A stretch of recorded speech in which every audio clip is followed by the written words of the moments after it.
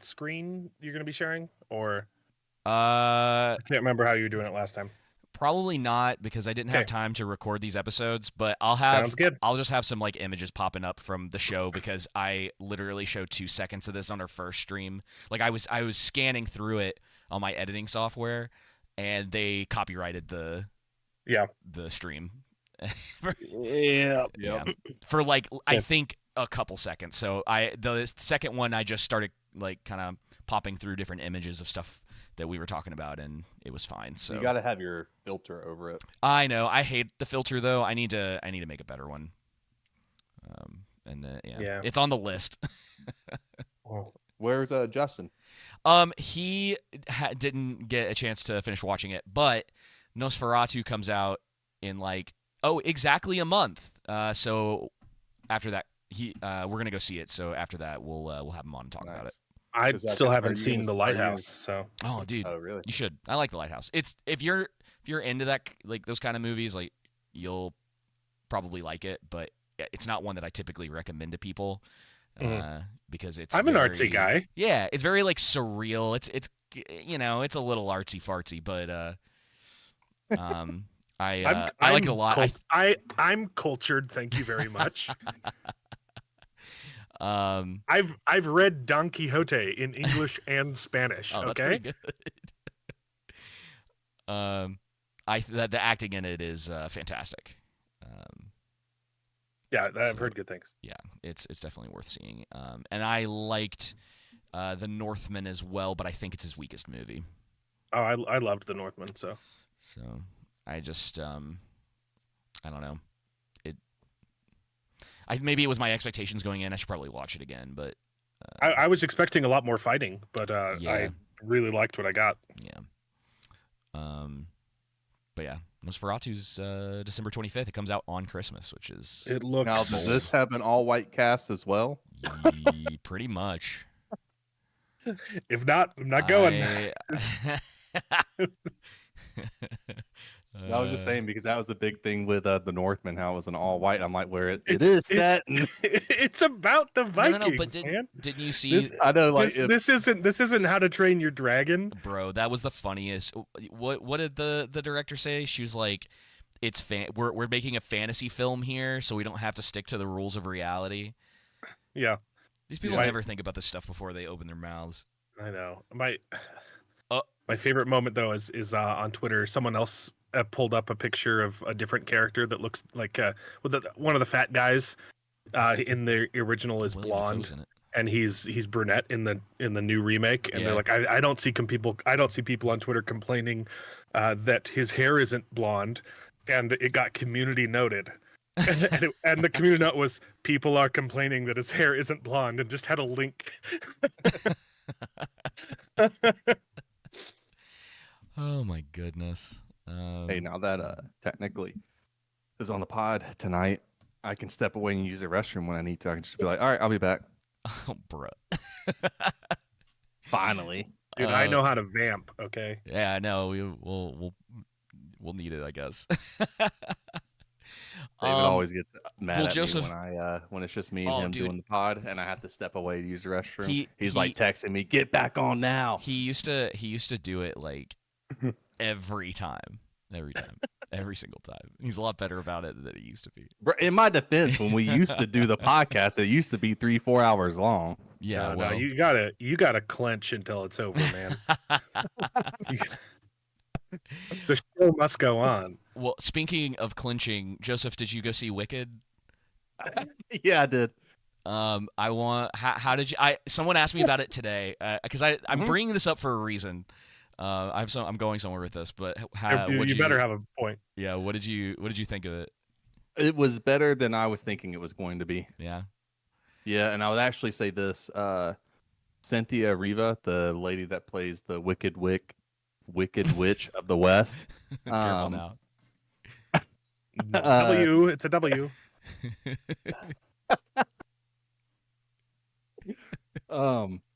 Dude, she was definitely the star of the show. Yeah.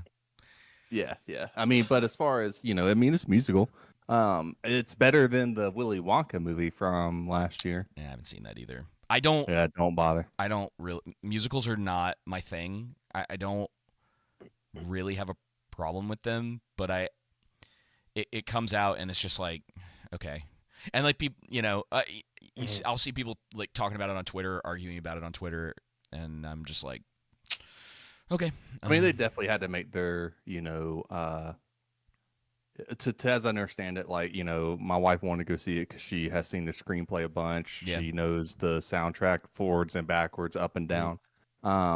So she's well acquainted with the source material. Let's just put it that way. Can I ask you a question though? Because I don't know, I legitimately don't know anything about Wicked. Does it do the thing that a lot of modern stuff does and humanize the villain, or like do the thing where she's like kind of? It does. Yeah, but it was kind of the one of the first ones to do that. How do they contextualize that with the Wizard of Oz? It kind of makes sense though, because I mean, the Wizard of Oz in the original is a fraud, right? Yes, and so they kind of lean into that, and that he's just abusing power, and so. But that doesn't. I mean, it's her like backstory, but like she's literally the Wicked Witch. Like that's where that's the point, is that people call her wicked, and she's not. Actually not, even though she at is, least at first. And, like, there's steals, a part 2. So there's going to be a part 2. So in the first part, she's not evil yet. I imagine. Well, wait, so this is only part 1? Yes, they're going to show the transition. Yeah. They cut. It's a 3-hour part 1. Eesh.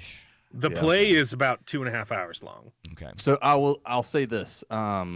So from what my wife and from what other people I know of who are well acquainted with the source material was saying, was that it's very sticks to the source material. Like the only thing it does, the only way it adds to it is extending some scenes out, because they have CGI.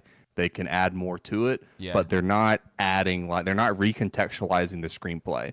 So not that I don't. It's not really about like. That's a lot of CGI to add, though. Yeah, I'm not. So I'm more talking about the transition, just the transition from Wicked to the Wizard of Oz, because I understand. I believe me, I understand the argument for the Wizard of Oz, but she is not a good person. Yeah, I think there's a point at the play where she starts doing bad stuff. I haven't switching. Seen the play, but I do own the music. I listened to it a lot as a kid. And 10 years ago, I would have been real excited to go see Wicked in theaters. And I just have no desire to see this movie. He's dressed up in her outfit right now. Like, no, he's just sitting there with the witch hat on. No, I saw like the movie poster backlash thing was just so ridiculous. So I'm like, goofy. Okay, we're making this we're doing this. I don't want to see the movie. And then they did an interview that was literally, it felt like word for word, like it was copying the interview from that they did for the Acolyte. Like, oh, this is the gayest Star Wars ever. Yeah. Like, a Wizard of Oz has always been super gay, and even and the flying monkeys, they're gay for each other, and C-3PO and R2-D2 are scissoring in the background, and oh boy. And I'm like, I haven't listened to any interviews or anything like that in that regard. Yeah, again, it's like every time it comes up, my eyes glaze over. I'm like, moving on. I was as an outside observer. This is why I was just, and I am going somewhere else with this, because something I had conversation. Well, I needed to say one thing. Go for it. Before you move on, is that this is definitely a lesser version of the screenplay. I could imagine. I've never seen the screenplay, but listening to Cynthia sing and Ariana, I could take her or leave, but it definitely seemed like it's the difference between going to see a football game live versus watching it on TV. It still could be fun and entertaining, just not as fun and entertaining. So this seemed like the energy is not there, right? Yeah, and so it's like, even listening to Cynthia, like, she can freaking sing, and I'm talking about like it's on a whole nother level type of singing, and she can act really well too, to go along with that singing, but. She, at the end, her big scene, it's powerful and it's great, it's amazing, but I'm like, man, I bet this is better live. And they end with defying gravity, right? Yeah. Because that's like the halfway point of the play. Yep. Okay. Well, yeah, as an outside observer, I was just curious about some of those story. It was all right. Yeah, I don't know the all of the story details because I've only Yeah. listened to. So I know like the general story, but I don't know if there's specifics. I Like was if she gets into it and starts doing evil stuff. But I was Is- too busy saying, "Oh God, I'm watching this" to pay attention to the. I need to know these things. I've been No, so she hasn't turned evil yet, but I'm Okay. assuming I didn't want my wife to give me any spoilers because I wanted to objectively view, Yeah. the Yeah. musical. fair enough. Yeah. And it's Good not on a you. genre that's for me, just like, No. horror movies aren't for me, or that genre. But I mean, in a lot of ways, this was a horror movie. But for a musical, yeah, it was good. Like I said, it was better than Willy Wonka. And I'm assuming in part 2 is when she's really going to amp up and become the Wicked Witch of the West. Yeah. Yeah, I wouldn't say I do like musicals, but I don't want to say I like musicals because I like 'Cause I it like makes you seem feminine. no I like good musicals. The problem is Yes. most of them aren't good. So when Yeah. if I say I like musicals, it sounds like I'm saying something I'm not saying. There's songs from musicals that I like. But Wicked is genuinely it's a great soundtrack. Yeah. I mean, no, Popular was good. Defying Gravity, obviously, I can see why those two are the biggest ones, and there are a couple of other decent songs in there. Cool. From the clips I've seen, though, I don't like the acting decisions that they're making in the songs for the movie. Gotcha. The stage play was better. Yeah, that's the impression I got. Someone asked me today, someone that I worked with, they saw it this weekend. They're like, "Are you gonna see it?" And I'm like, "I know you're trying to set me up for something." And I was just like, "It's not for me. It's not." And I was like, on another note, I was like, Ariana Grande probably needs to eat a cheeseburger.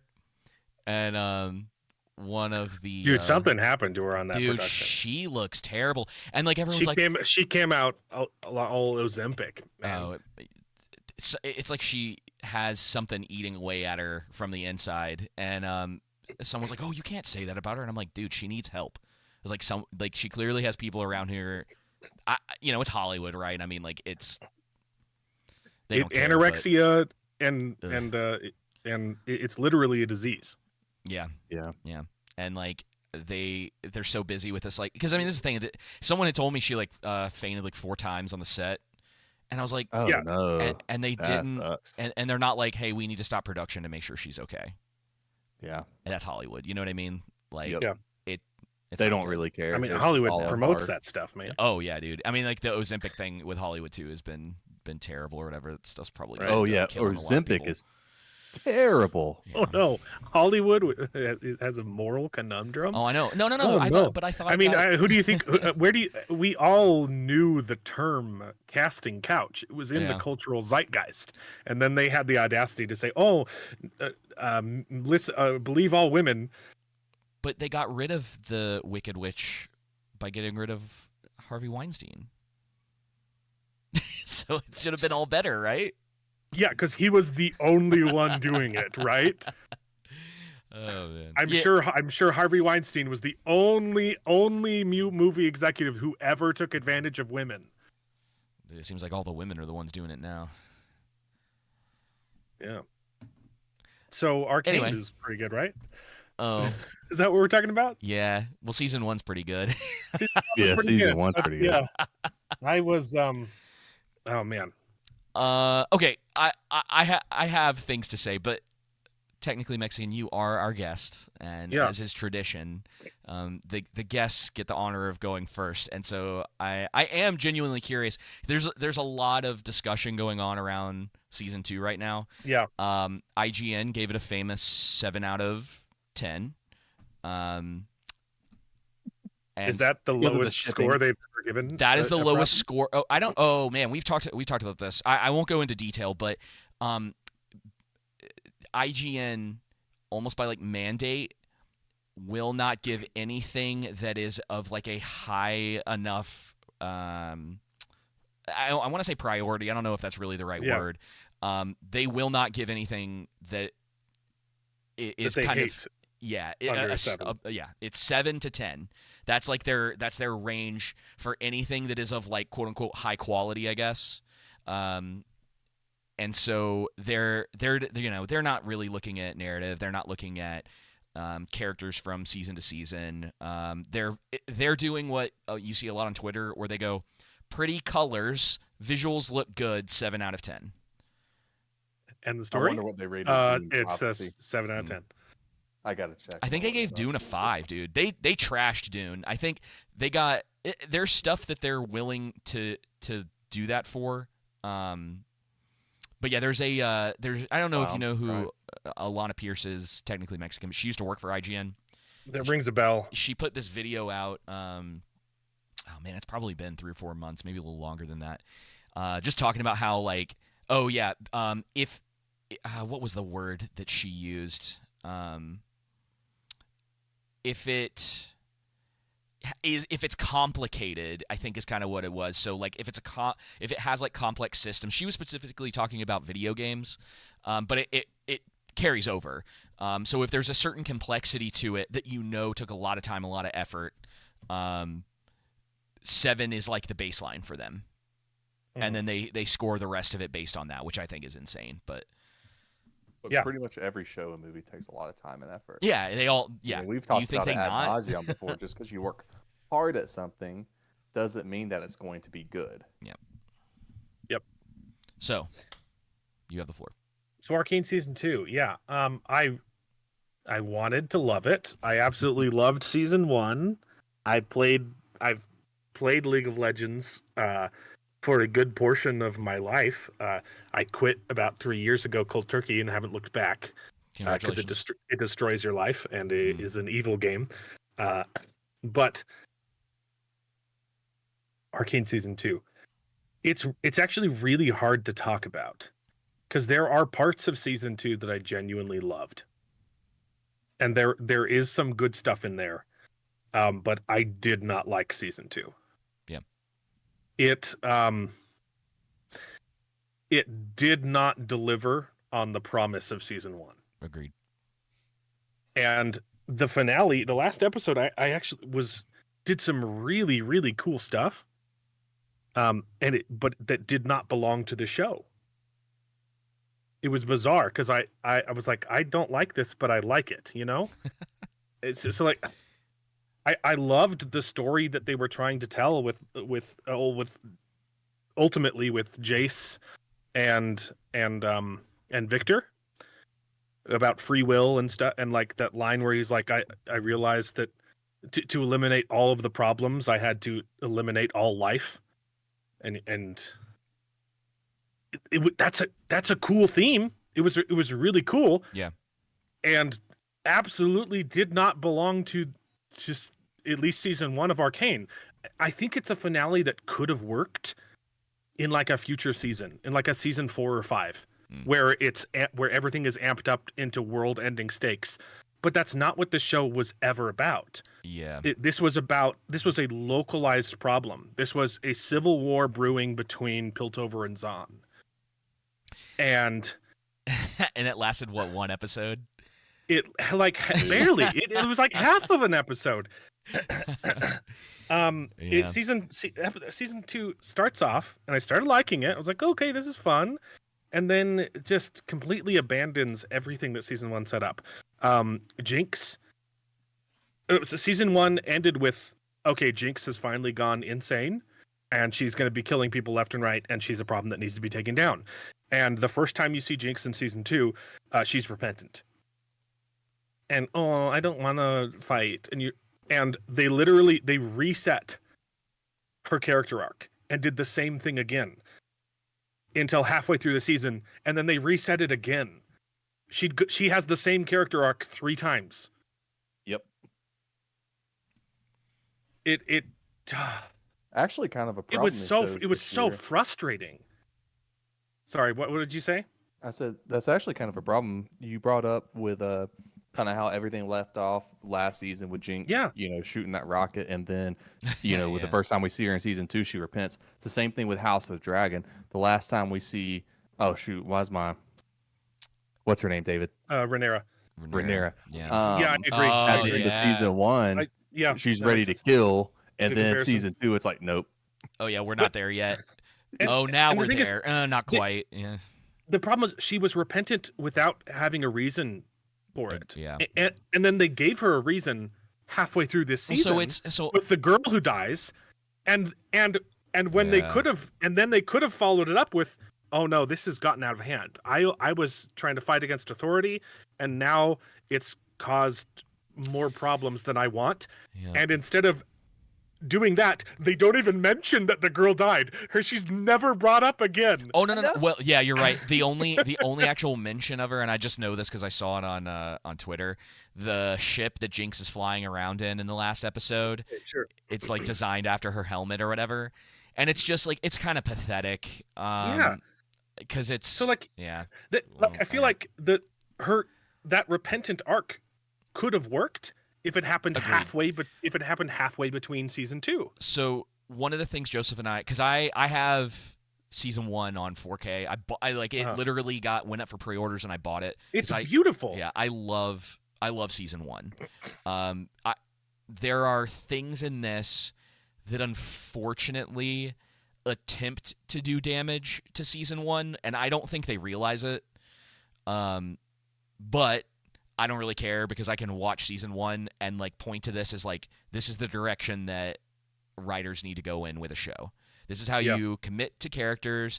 This is how you do you like it doesn't waste time. It's like Joseph always brings up there's like that one little scene with like the Imagine Dragons and they're like cameo in it or whatever. Which it's cringy, it's but great. I loved it. I liked it. But I guess it kind of depends on how you feel about Imagine Dragons, really. But it's such like a minor thing that it's easy enough to be like, whatever, it doesn't matter. And you watch this thing and you're like, this is something special. This is something that doesn't come along very often. It's kind of like the Penguin, actually. Yeah, it's a lightning in a bottle. Yeah. And they just kind they're like I watched the first 3 episodes and some of it was like, okay, I'm like let me just give them a little bit of the benefit of the doubt. Like there's things that they're doing here that are interesting. They are moving kind of quick.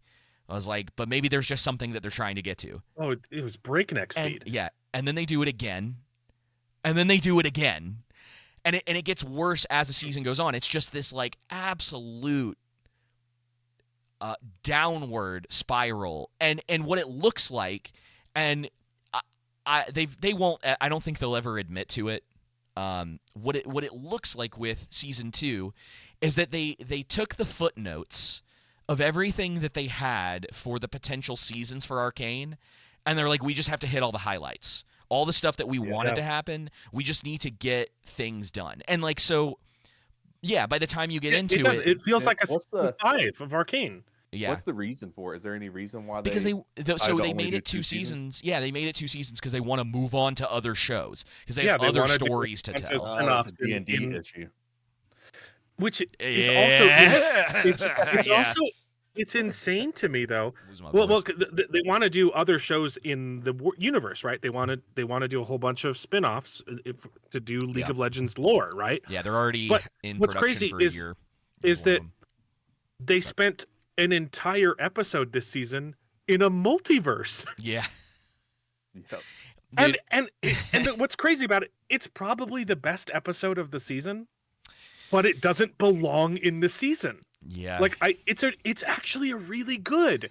I really, really like that episode, and it makes no sense in context. No, it's a interesting concept. This is why I said like it feels like footnotes.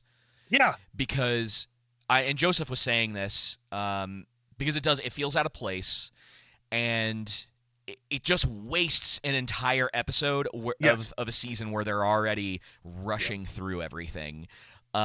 And then a lot of the characters, like watching Fellowship and Return of the King, without the 2 towers. Yep. And a lot of the characters in that episode, they don't act like people. Like the whole thing between Echo and Jinx, I'm like, okay, I see what you're trying to do, and this is the problem. Is like because we don't give points for this over here. There was a lot of headcanon that I was having to do in order to put pieces together to figure out like what they're talking about. It's like, okay, it does kind of make sense that in an alternate world where like Jinx and Echo grow up together, that they might end up together. Like you see the rivalry in the first season, like that whole thing going. That whole thing with it's one of like Echo's best moments from season 1. It's the best moment in the entire show. Yeah, and you're like, okay, yeah. Like I can see the thought process to get there, but his entire conversation with her doesn't make sense because they are potentially already in a relationship with this like other Echo. He comes in, they don't explain anything to each other. She doesn't ask him questions about why he's doing this.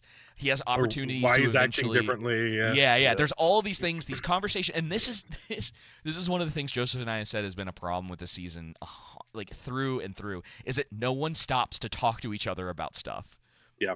They never just have like actual human interactions that aren't just surface level things and then moving on to the next thing. It 100% this season falls into that thing that the guys that wrote South Park talk about, where there isn't setup and payoff and build up to those things. It's literally this happens and then this happens and then this happens, and it's all in favor of getting through the season so that they can tell these other stories. And I'm sitting here going like, guys, you couldn't even finish this story. Yep. Why do you think you'll want to watch your next story? I think it's a easy. symptom. Did they not learn from D&D that it's really easy? Doesn't matter how many great seasons you write, it's easy to lose the audience and for them not to come back, and it's hard to earn that trust back. Yeah. So it's a symptom of something I've been complaining about for a few years with all these horrible shows is it's a symptom of bad writing, but specifically the problem that's happening is they're writing the story backwards. They know where they want it to end up, and so they're filling in the gaps. But then if you look at those moments in time, you're like, these characters are making choices that don't make sense in the moment. But because they know that where they want them to end up, they're just going with it. So take the first take episode 3. The first 3 episodes are setting up this hit squad, right? Like, oh, we can't do what we did in season 1, so we got to have a team. We got to have a team to take down Jinx. And then the second that they encounter Jinx, they send the team away because it's too dangerous for the team, despite what they set up in season 1. Do you know why they did that? It doesn't make sense in the moment. No one would make that choice in the moment and say, okay, no, we're going to send the team away. Do you know why they sent the team away?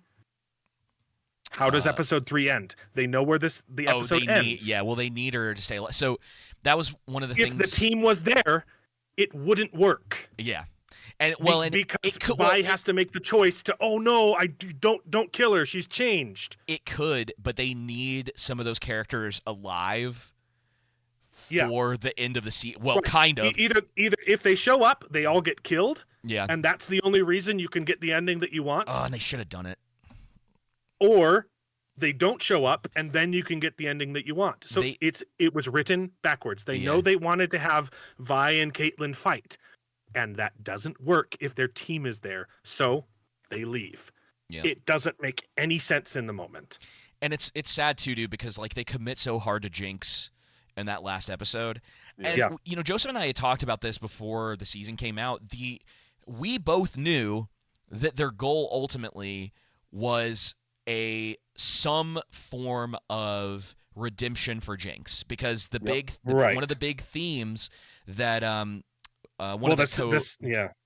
second they did everyone's painting their hair blue, I was like, oh, gross. Well, it's not that. It's it was this theme that they wanted to run across it, and Vander and Warwick play into this, but it's like, can you redeem a monster? It's like a major theme that they wanted to get across, and I'm like, that's really cool. I was like, you don't see that very often in media where they're like, hey, like, it's not the same thing. It's almost like kind of the reverse of what they did with Penguin, where it's like, hey, we're gonna set you guys up to like this guy and think that you're getting kind of this, anti-hero. That's that phrase. I was looking into that recently, and if you want to see that done well, read Shadow of the Conqueror by Shad Brooks. But the problem is that like you're right. They start to change her personality by the time you get to the second act of the season, she's not even anywhere near the same character she was at the end of season 1, and it wasn't earned. Like, there was nothing that they did where she considers that path of change. And it's because I think you're right. Like, I don't know if they knew how to make it happen. And on top of all this other stuff that was going on, like, we don't know what was going on behind the scenes.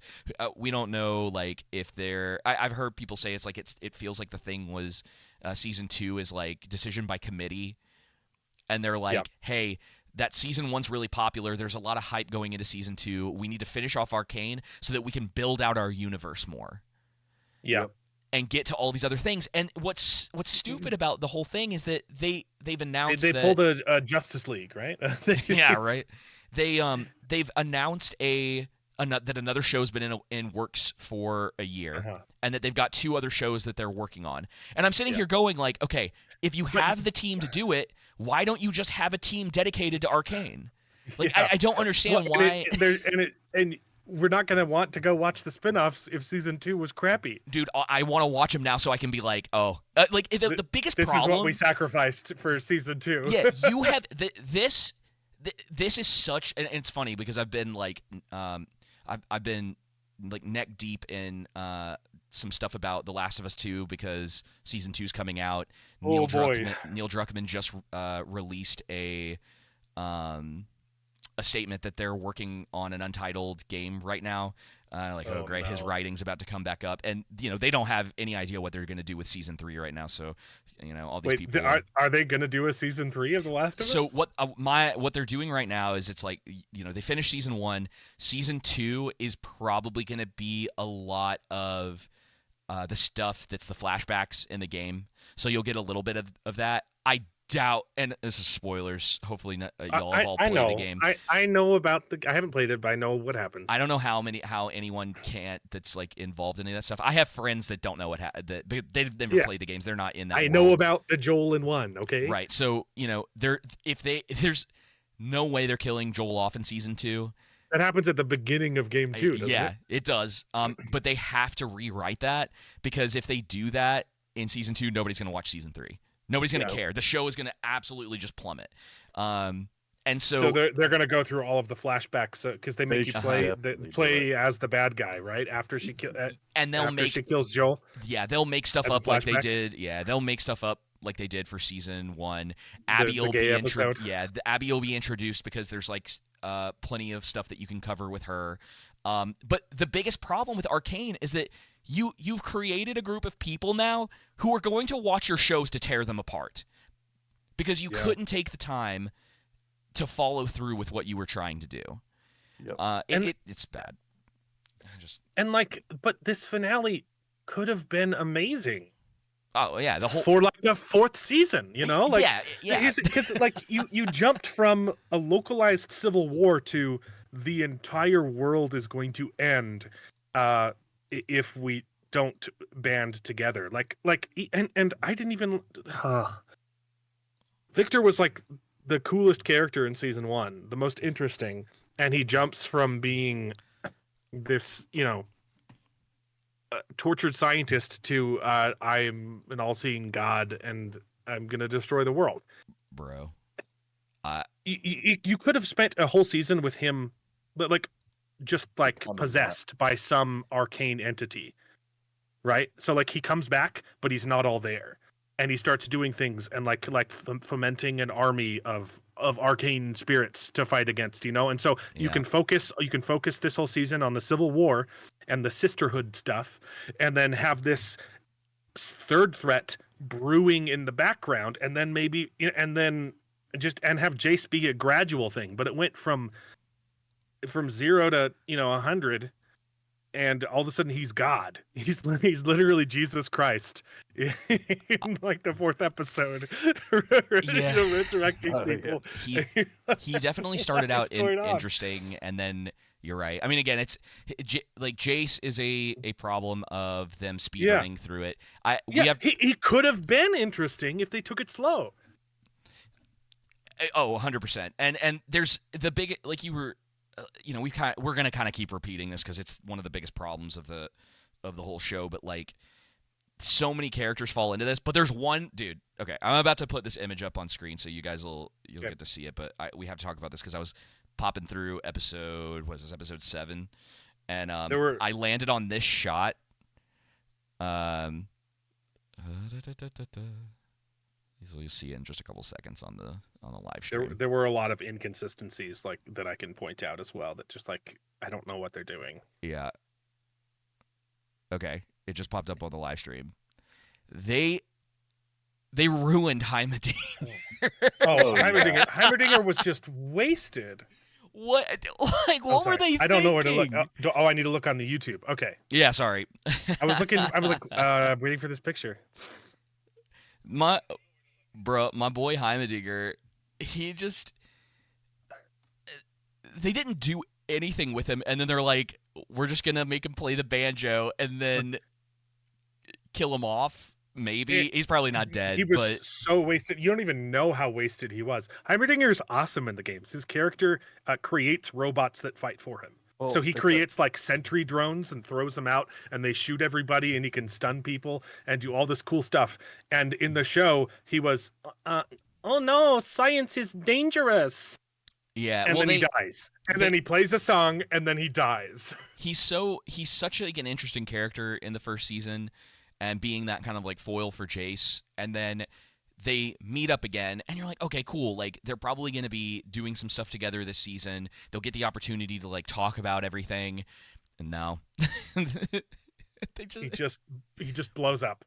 Yeah, he goes, "Oh, you've been great, Echo," blah, and you're just like, what? Yeah, and it doesn't make any sense, like his story being so intertwined to Echo's in the sense of how they ended it. I was going to expect his arc, his storyline to coincide back to Jace's and Victor's because of Jace being his protege, Victor also being his assistant, but nope, he did. His themes like weren't even. His danger warnings. Yeah, they weren't even realized. Like he was saying that Arcane is dangerous. Yep. So don't mix science with Arcane because bad stuff will happen. But is that really what happened in the show? No, it was just Jace. It was not Jace. It was Victor being overzealous. That was the threat. There wasn't anything inherent about magic that made it dangerous. Well, It was just Jace being stupid. Victor being stupid. They never followed through with it, which is another problem. None of it's fleshed out. Right, and instead of magic being the big bad at the end, it was robots. Science was the danger at the end. Well, it's weird too because like you get hints of this with Jace going to that alternate like the future or whatever. This is what's really weird about this is that, and again, like there's almost no point speculating about why all of this is happening because there are no real answers for this. But Heimerdinger and Echo end up in an alternate reality that is seemingly like coinciding with their world, and then Jason's up in the future of their actual reality because reasons. It's because it has to happen. Oh, right. It's because they know where the story ends. Right. It's being written backwards. And I don't. It's like that's the thing, right? Is like so if you had for instance, like say things worked out, in a much better written season 3, maybe even you have the three of them maybe even jumping. I don't know. I don't want to speculate too much because you just get into the weeds with the way that they handled all this, but Heimerdinger and Jace having the opportunity to see the potential future of what happens to Piltover and being able to like actually have conversations about this. Yeah, or even have Heimerdinger come back and say, "Hey, look, I was in a future where Piltover and Zahn were at peace with each other." Yeah. And maybe we can do that without this magic stuff. If we believe in humanity or something, Yeah, and they didn't. So much wasted potential, man. I mean, it looks nice. It's a pretty show. Yep. Congratulations, everyone. This season 2 feels like the way that my dad looks at me. it's just like you've wasted your entire life for this. You know, I'm so disappointed in you, son. I don't know, man. I don't know what happened. I just don't understand how you go like narratively, right? And character, like all of the writing across and the how board. you spend so much time making this look so good. Season 2 looks phenomenal. Any of these you could gorgeous. Yeah, you could snapshot almost any frame from this and put it up on your wall. And people would be like, that is great art. Tell me more about it. How do you go from writing such an excellent season 1, like I don't know. a near perfect season, to writing season 2? By abandoning everything you set up in season 1. Yep. Like across the board, it's all that falls hubris, apart. Man. Like we got to hurry up and move on to these next shows within the universe. And it's like, no, you need to stick the landing of your current show. You had one season. That's it. One season of excellence. That's not a lot. But at least Game of Thrones had. But hear me out. 4 seasons. Prison sex. Oh, bro. Oh, well. See, I don't think you were thinking about that, were you? 10 out of 10. Yeah. I was wrong about their relationship, Joseph. I thought it was going to end pretty like tragically. Yeah. I was hoping it was. I was like, they didn't have the balls to do it. No, they did. I was hoping episode 7 would start off and Caitlyn would just die. Man, her character is so annoying. Caitlyn should have been killed so many times in this season. Yeah. I mean, they couldn't commit. Dude, they couldn't even commit to turning her into like an authoritarian ruler. Yeah. It goes nowhere. They set it up and don't do anything with it. Authoritarian for one episode. Yeah. And barely. And she was, banging a chick that looked like she was 13. Yeah. Oh yeah, the one setup and payoff in like the entire season. The clear. Okay. Does anyone know what her character's name was? I don't. I can't remember. Sonic. The big bulky guy that Vi connected with. Yeah. They said his name one time in the last 5 episode. minutes before he dies. In like the last episode, so and I can't remember what it was. Yeah, Vi wakes up and says his name, and then it's so ridiculous, dude. And that's what I'm saying is it's like when you look at all of the pieces of what they're doing, you don't have to dig very far to be like. There's greatness there. Yeah, they set up all of these things. They're like, oh, it would be so cool if like we did this like kind of Avengers ragtag team, and but you don't do anything with it. You don't like the fish guy. I don't know. Does he even have a name? I have no idea who that guy is. I don't remember him in season 1 at all. Well, he's not. He's like just part of their team. And then the blue guy. The guy with the slick back. And he's like a fish. The blue guy who was going to do the heroic sacrifice, and then they couldn't they couldn't commit to that either. The bomb. That was actually kind of fun. It was like, oh, he's gonna die in a sacrifice, and then it didn't work because there was like a screw in the bomb. Yeah, I thought that was kind of fun. That was a nice little twist. But it just, and then like shield guy gets killed off unceremoniously. Like that, dude. I found everything about that finale. I think utterly unsatisfying. It makes no sense. Yeah. Here, let me expose it further. The logistics of that fight scene, aside from the Jace Victor stuff, which I love, I think it's so cool, and I wish it wasn't in the show. Right? We've already talked about that. The logistics of this fight scene are baffling. Okay. First off, it doesn't make sense. There's so much. Sorry, I have to make sure I don't forget anything. No, you're fine. The Noxia lady, the Mel's mom, whose name I don't care about. Sure, great. I don't care. So she was turning Caitlyn authoritarian, right? And then they showed up at the Jesus camp, and they did a fighty thing, and Warwick blew up. Okay. And she realizes that Caitlyn betrayed her, right? So instead of running back to Piltover and seizing control, she just stays there. And Caitlyn gets back and seizes control of Piltover, right? Yeah. So but the reason that Zon lady, not Zon, I said the wrong city. The red guys. Noxia. The reason that Noxia lady stays behind is because she needs a bigger army to take Piltover. But the only reason she needs a bigger army to take Piltover is because she didn't go back to Piltover. She was basically in control of the whole city. She could have been for sure. Caitlyn was a puppet. And instead of just going back, she lets Caitlyn take the city. Right? Oh, yeah. Right. Okay, so I think you're now right. she needs a bigger army. So she says, oh, if you guys want, anyone who's willing is going to turn into a space robot. So that we can have a bigger army to take the city. Then the next episode starts, and she takes the city by herself.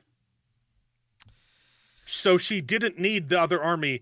Yeah, at so all. she like ran away to ships, and then like logistically from that fight. I mean, they don't set any of it up because you literally come in like halfway through the battle. You know how like there's no build up for it. There's none of that. It's just like all of a sudden Vi is running around the battlefield with someone over her shoulders, and you're like, wait, hold on, what's happening?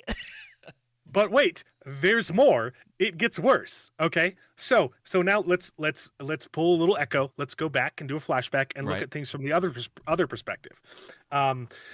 Caitlyn sees, oh no, the world's ending, and we need a bigger army. So we need to get Zon to come fight with us. And so they make amends, and they wrap up the entire Civil War arc with reconciliation.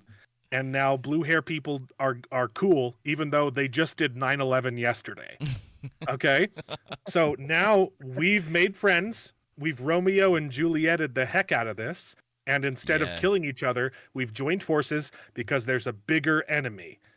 Now, and then that episode ends with them looking across the bridge. I don't know if they're going to show up to help. They're looking for Gandalf on the third day. I don't know if they're going to show up, and then they do. They shake hands. They break bread. It's freaking Thanksgiving. Okay, you've got Indians and pilgrims making love. Okay, and the Zon shows up to fight for Piltover, and then the next episode starts. Where's Zon? There's that one completely absent. There's that one girl who dies. Piltover does the entire fight by themselves and lose. They lose to Mbessa. And then Zon shows up as a Deus Ex Machina to save the day. Well, like 3 of them do. Oh, I guess a few of them do. It's not many. The whole city shows up. Do they? The whole city shows up after the fight is over to come and save Piltover. And then they do it again with the other side. After Mbessa loses the fight, then she brings in her second army, and they win the fight. It's you're right. Nonsensical. They're like, we both need 2 armies to fight each other, and then they only use half of their army, and then they only use half of their army, and then the other half of their army shows up, and then the other half of their army shows up, and then Echo shows up because he's the third half of their army, and like. They wanted to have, like you said, you brought it up earlier, they wanted to have their Avengers moment. Mm-hmm. Right? They wanted to have their Rise of Skywalker moment. Well, they went through Avengers, Age of Ultron, and Endgame in the matter of 9 episodes. They wanted their I am all the Jedi moment, okay? Oh, bro. And it just makes no sense. Dang, dude, there is some... I don't know, dude. And I know at the end of... Go ahead. If you're Mbessa, you lost a lot of people in that fight. Yeah. And to not use the robots from the beginning, who are clearly indestructible, why on earth is she willing to sacrifice all of her men when these robots can just swoop in and end the fight from the get-go? Yeah, I don't know. Well, so it's... Like, what was even the point of having them march out the ball, right? It was supposed to be a diversion so that they focus their attention on the ball because they think that I don't Victor's in it, honestly, yeah. the audience knows that Victor is inside the ball, but none of the people would. So it doesn't make sense that they're focused on Well, that. they never. Yeah, there was They're never focused a moment so of hard someone. on this cave troll that's about to blow open the wall at Helm's Deep, right? Right. Because they don't know what's in the ball. The audience knows, and so we think it's Ooh. important, and vicariously the characters do. So she's using this whole distraction for what? Why? Can you guys hear me?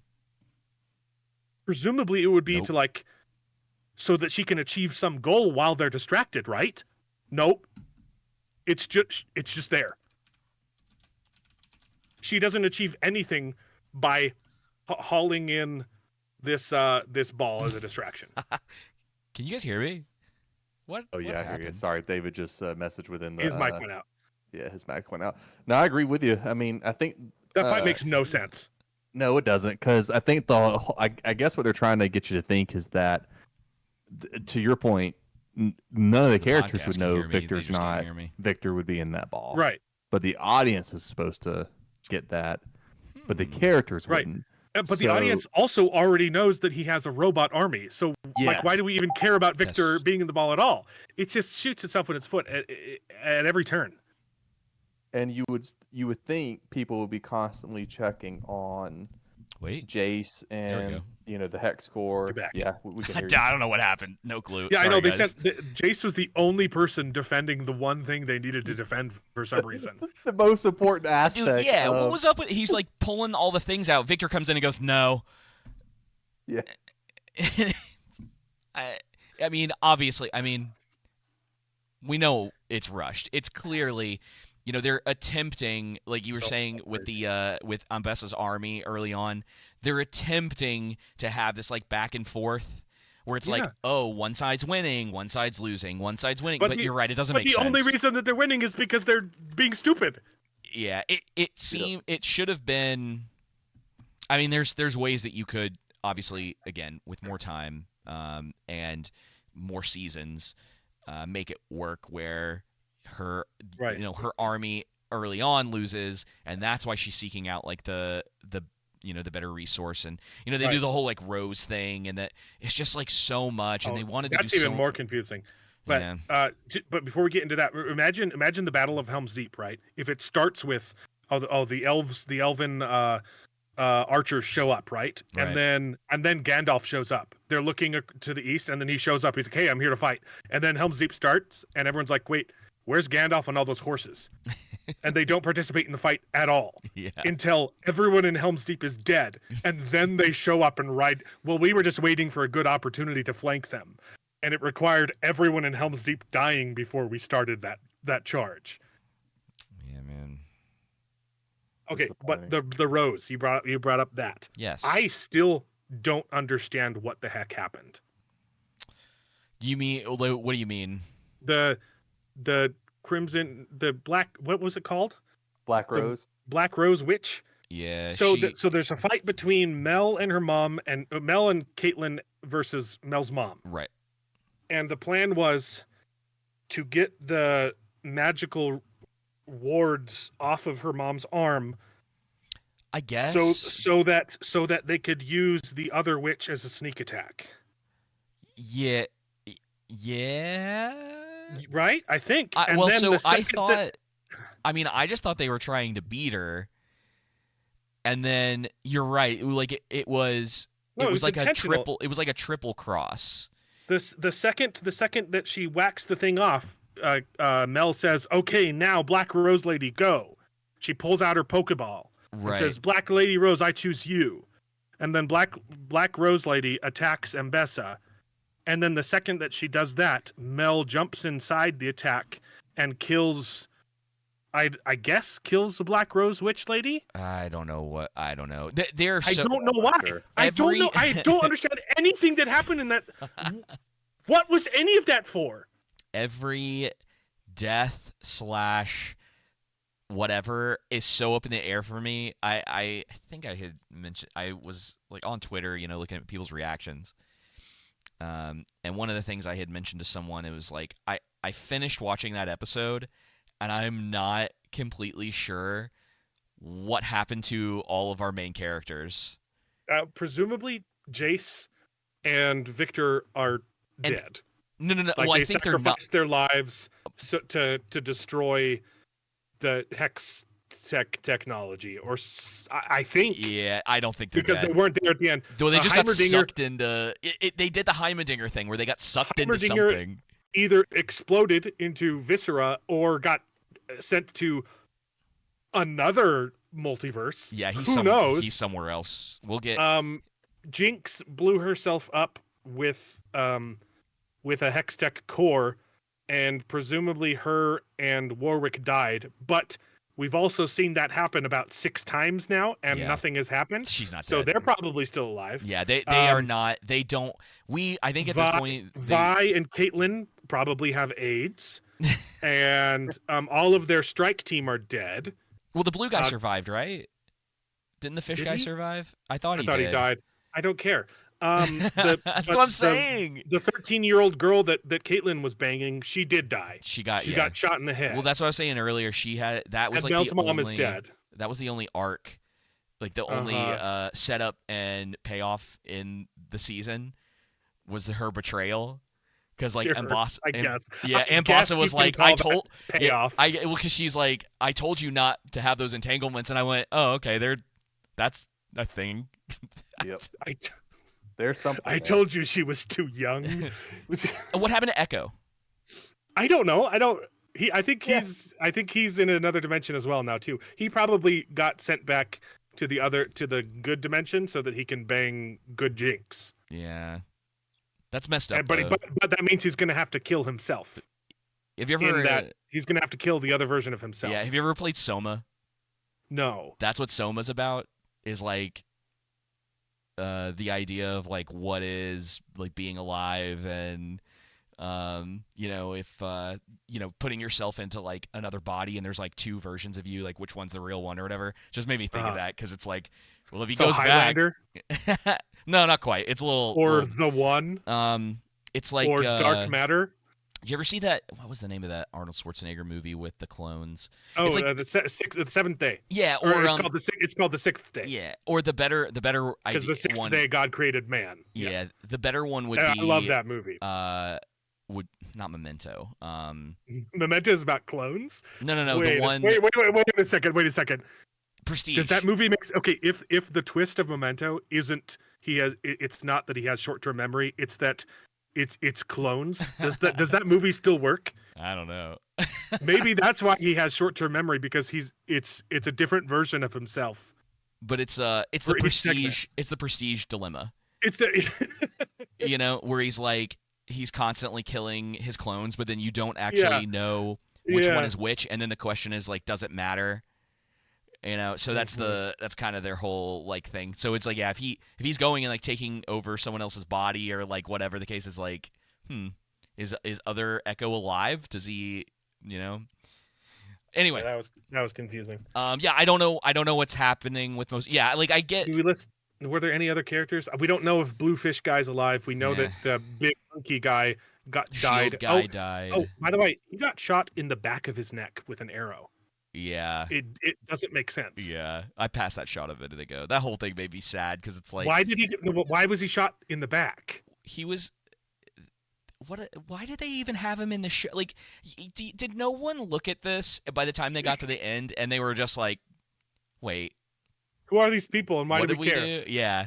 And you have to think that like a lot of people watching this, they're looking at it and asking these questions. Like, it's not like a lot of this stuff is deep, like Tizzy stuff that you have to go far into to pull out to show to people. It's all very like, there's so much on the surface that you just point to and you're like, this doesn't make sense. Why are they even in this? We know the little girl is dead for sure. And Silco is apparently dead, but he keeps coming back. Yeah, thank God. So I don't know if he's dead. Thank God they killed him in the first season, man. Like, oh my gosh. I'm trying to think of any other characters. Glossed over. I guess, like, if Jinx is alive, is Warwick alive? Like, are we, we don't get any sort of like we're just not, there's no definitive for most of the characters in the show. We don't have definitive answers as to what's coming next. I mean, Mel is alive. I will say episode 6 brought me back just a little bit because of the Warwick stuff, which was just there's things I like about it. It was so tasty. But then episode 7 immediately, oh, we're doing multiverses now? Great. Yeah. I was worried about a lot of that when they when we started getting into it, because I knew that there was going to be some timey-wimey stuff because of Echo. Yeah, but you can do that and not suck. They went way too hard into it. And again, it's because they had to speed through everything. They probably shouldn't. I mean, like, as like I think from like a dramatic standpoint, the idea of showing Echo or any of the characters a different reality could be cool. But again, we're in a timeline where they're just like, it feels more like a wasted episode than anything. And what they did to Heimerdinger, man, like, I just can't. Oh, dude. Again, it could have worked if the show was more than 2 episodes, but the fact that everything was so rushed to have spent an entire episode in a multiverse just pisses me off. And then I can't quite.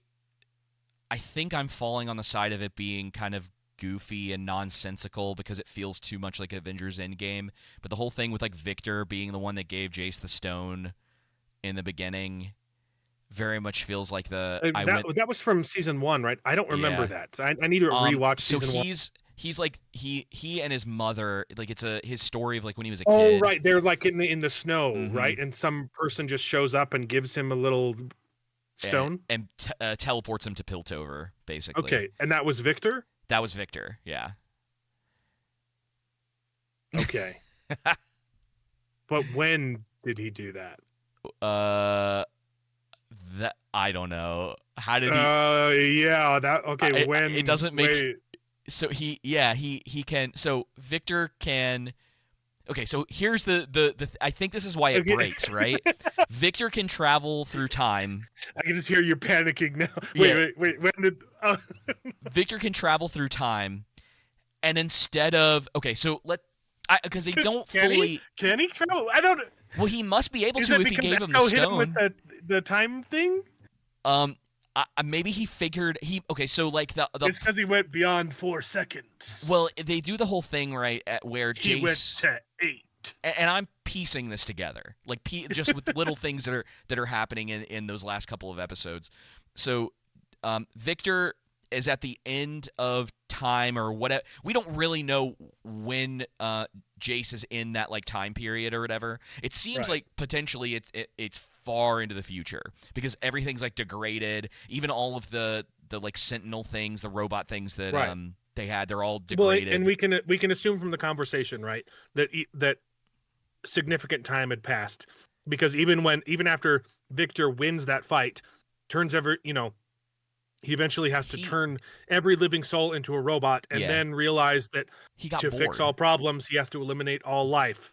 Yeah, and a lot of time has passed. He basically, his conclusion at the very end of whatever that period of time is that perfection is boring, and so he must have the only way it makes sense is that they've introduced time travel, so he figured out the same thing that like Echo and Heimerdinger did. Okay, and so he must have traveled into the past, and instead, this guy also, instead of fixing his mistakes, he gave Jace a little rock. Well, the weird thing is that it seems like they're implying with the conversation that he has when they reveal that it was Victor, is that he's gone through multiple scenarios because he shows him giving the stone to Jace, and it's like a bunch of different stones.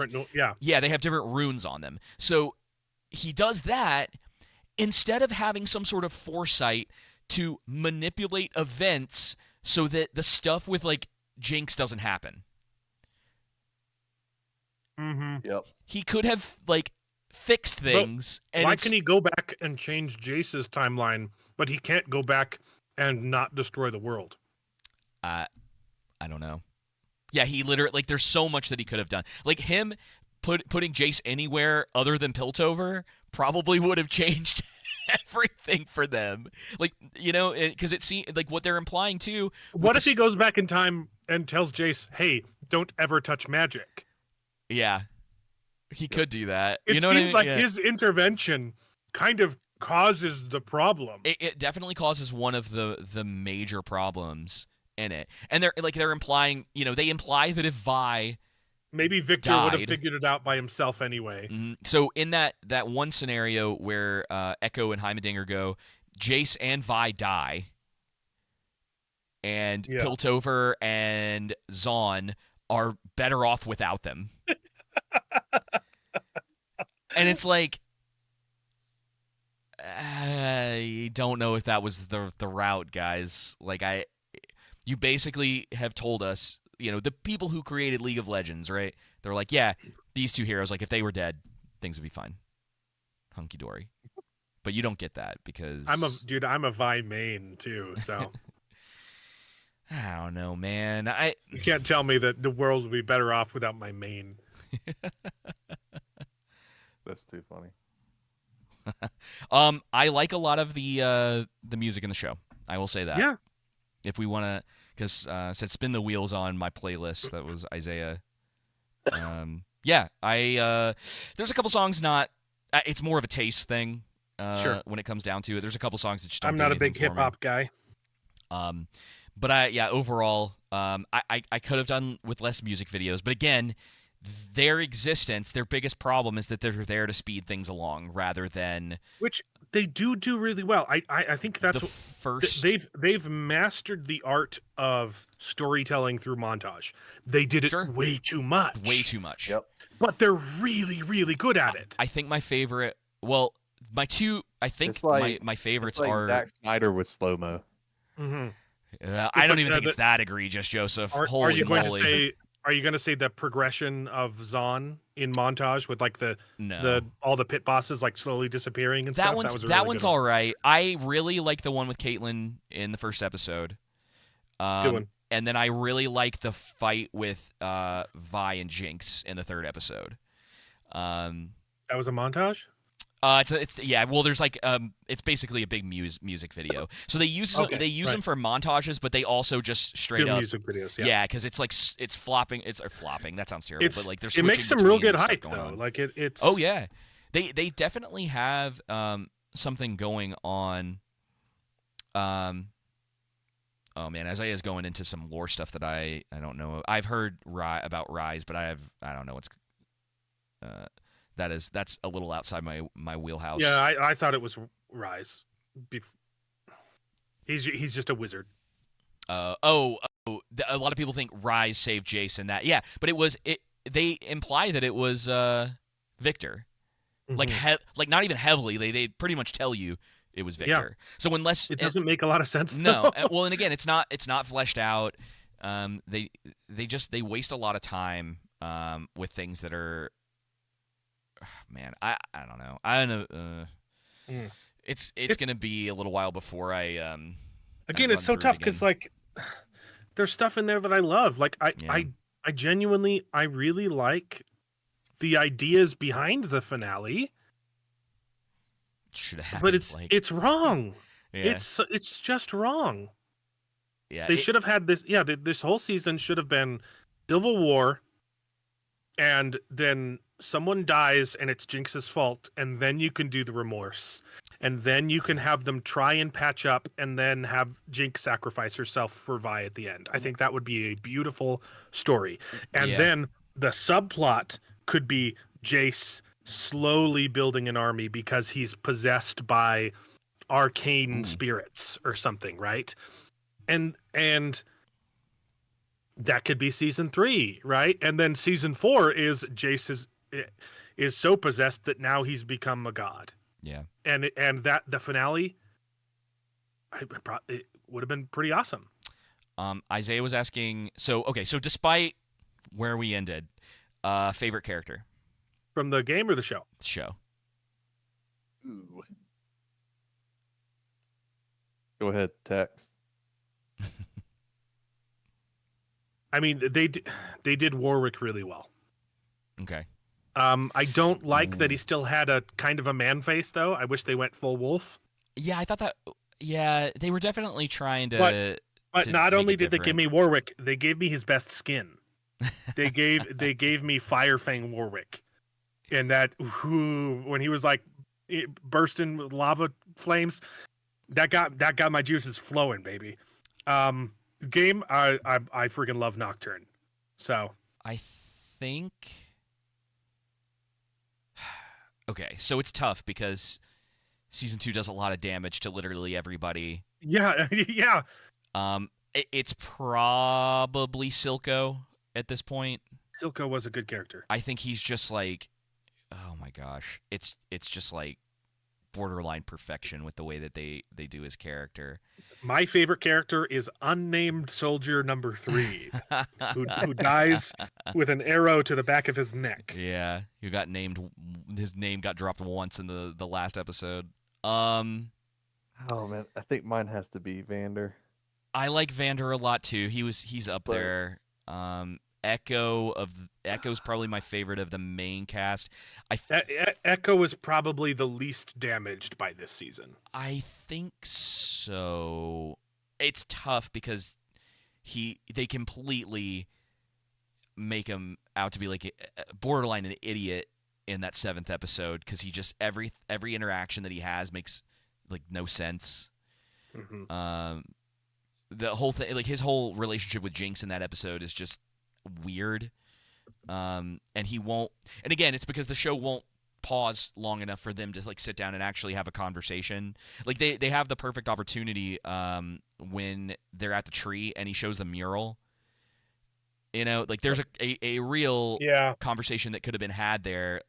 But dude, honestly, I was wondering. I've been wondering this, but you know, I was telling you about the Last of Us 2 stuff because I've been like neck deep in all of that recently.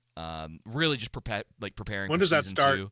When does that start? They said early next year, early 2025. Okay. I'm ready, baby.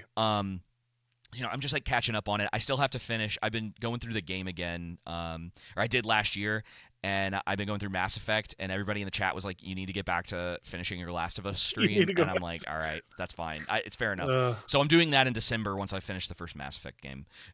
Regardless, I have this theory, and it's a weird one again because season 1 of Arcane, maybe like notwithstanding, lightning in a bottle, like you said,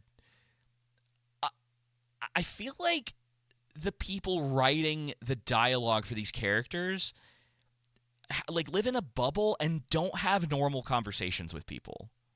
Mm-hmm. They don't have conversations that like you're going, oh man, like you know, so and so that I know told me this a couple days ago. I should like ask him how things are going, and like they have a conversation and they're like, thanks. You know, you don't get there's stuff like that in season 1. Okay, I think there's 2. a lot of validity to that statement.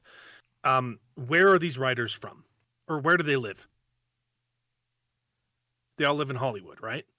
I guess so. Yeah. I mean, well, they're all, you know, it's Riot Studios, right? I mean, so like, they're probably. Oh yeah, maybe these writers don't. Okay, I don't know. Writers in general, they all live in a Hollywood bubble. They all live in studio apartments, and they want, you know, the government to give them money, and they've never really done anything impressive with their lives, right? Lord of the Rings was written by a guy who fought in World War II. Yeah. The Wheel of Time, same thing. We used to have books that were written by people who had killed people. We used to have actors that did the same thing. Yeah, we used to have presidents who'd killed people. Okay. Well, and just to preface it, like it's not a requirement. You know, just because you've done something like that doesn't necessarily mean it. But what you're getting at is the idea that like they lived. World War I was it? I probably misspoke there. They've experienced things. They've gotten outside of their bubbles. Yep. Right.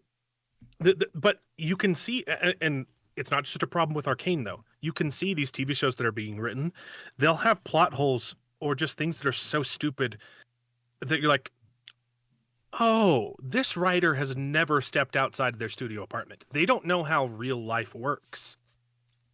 right? You get like an episode in the Wheel of Time season 2 where the character who's infamous for being good at healing, when her friend gets shot in the leg with an arrow, rather than snapping the arrow, rather than snapping off the tip of the arrow and then pulling it out, she shoves the arrow from the back of the arrow through her friend's leg, fletching and all.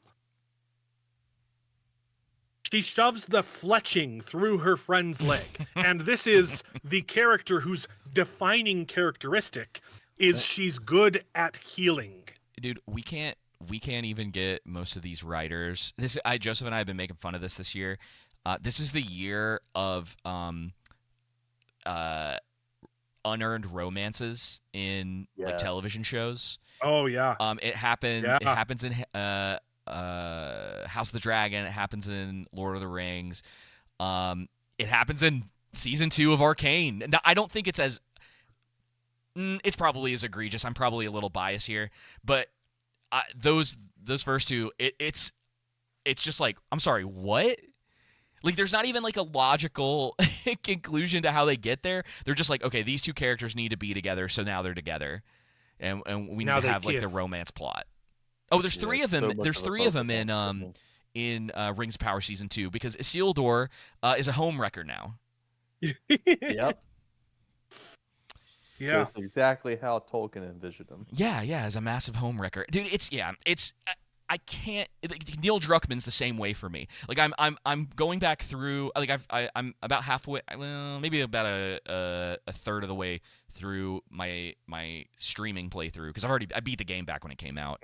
Mm-hmm. And I've been going back through some scenes because I've been reminded of some things and wanted to look at stuff, and I'm just like. I just look at it and I'm like, how did this game win Best Narrative in 2020? And it's funny because, and I know you like The Last Jedi, but I'm going to say it anyway. It started with The Last Jedi because it split the fan base. It's gotten worse since The Last of Us 2 came out, which wasn't too far behind that. And The Last of Us 2 has really snowballed, especially on the gaming side. And, unfortunately, I think that Arcane kind of gets rolled up into that because they're part of that world too. Now I don't know if I would say Arcane is quite as bad as The Last of Us 2, but it's on a similar level where you get something that is excellent from a narrative perspective, and then the second one or the second part of it just blows up everything that they accomplished at first. And I don't know if it's how quickly it's going to happen with Arcane season 2. It happened really fast with The Last of Us, even though there's a lot of people that still defend the second game. I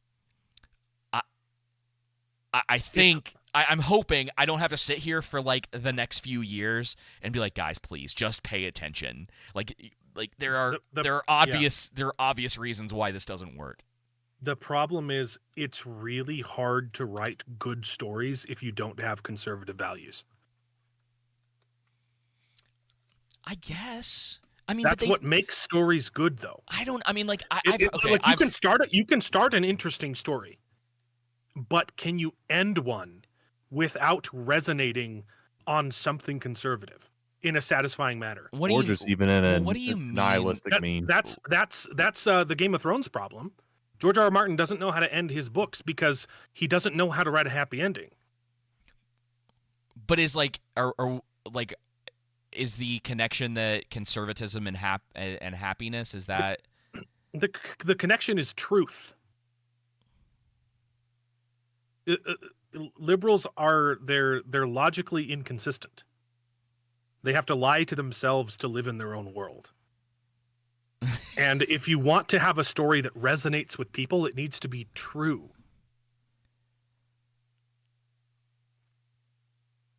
Okay, I'll have to think about that some more. I just I don't really know. I mean, I think there's like specific things and themes, but I don't know if I would call them specifically conservative. Because that sounds like it gets specifically into like the way that people think, and I don't know. Yeah. I don't know if that's the answer. I think it is. Because people resonate with like nihilistic endings for stuff too. It's not. I mean, like you remember like Fight Club. Like Fight Club's pretty popular. Like I don't know if I would like from what you're telling me. Like I don't know if I would be like, yeah, that's that.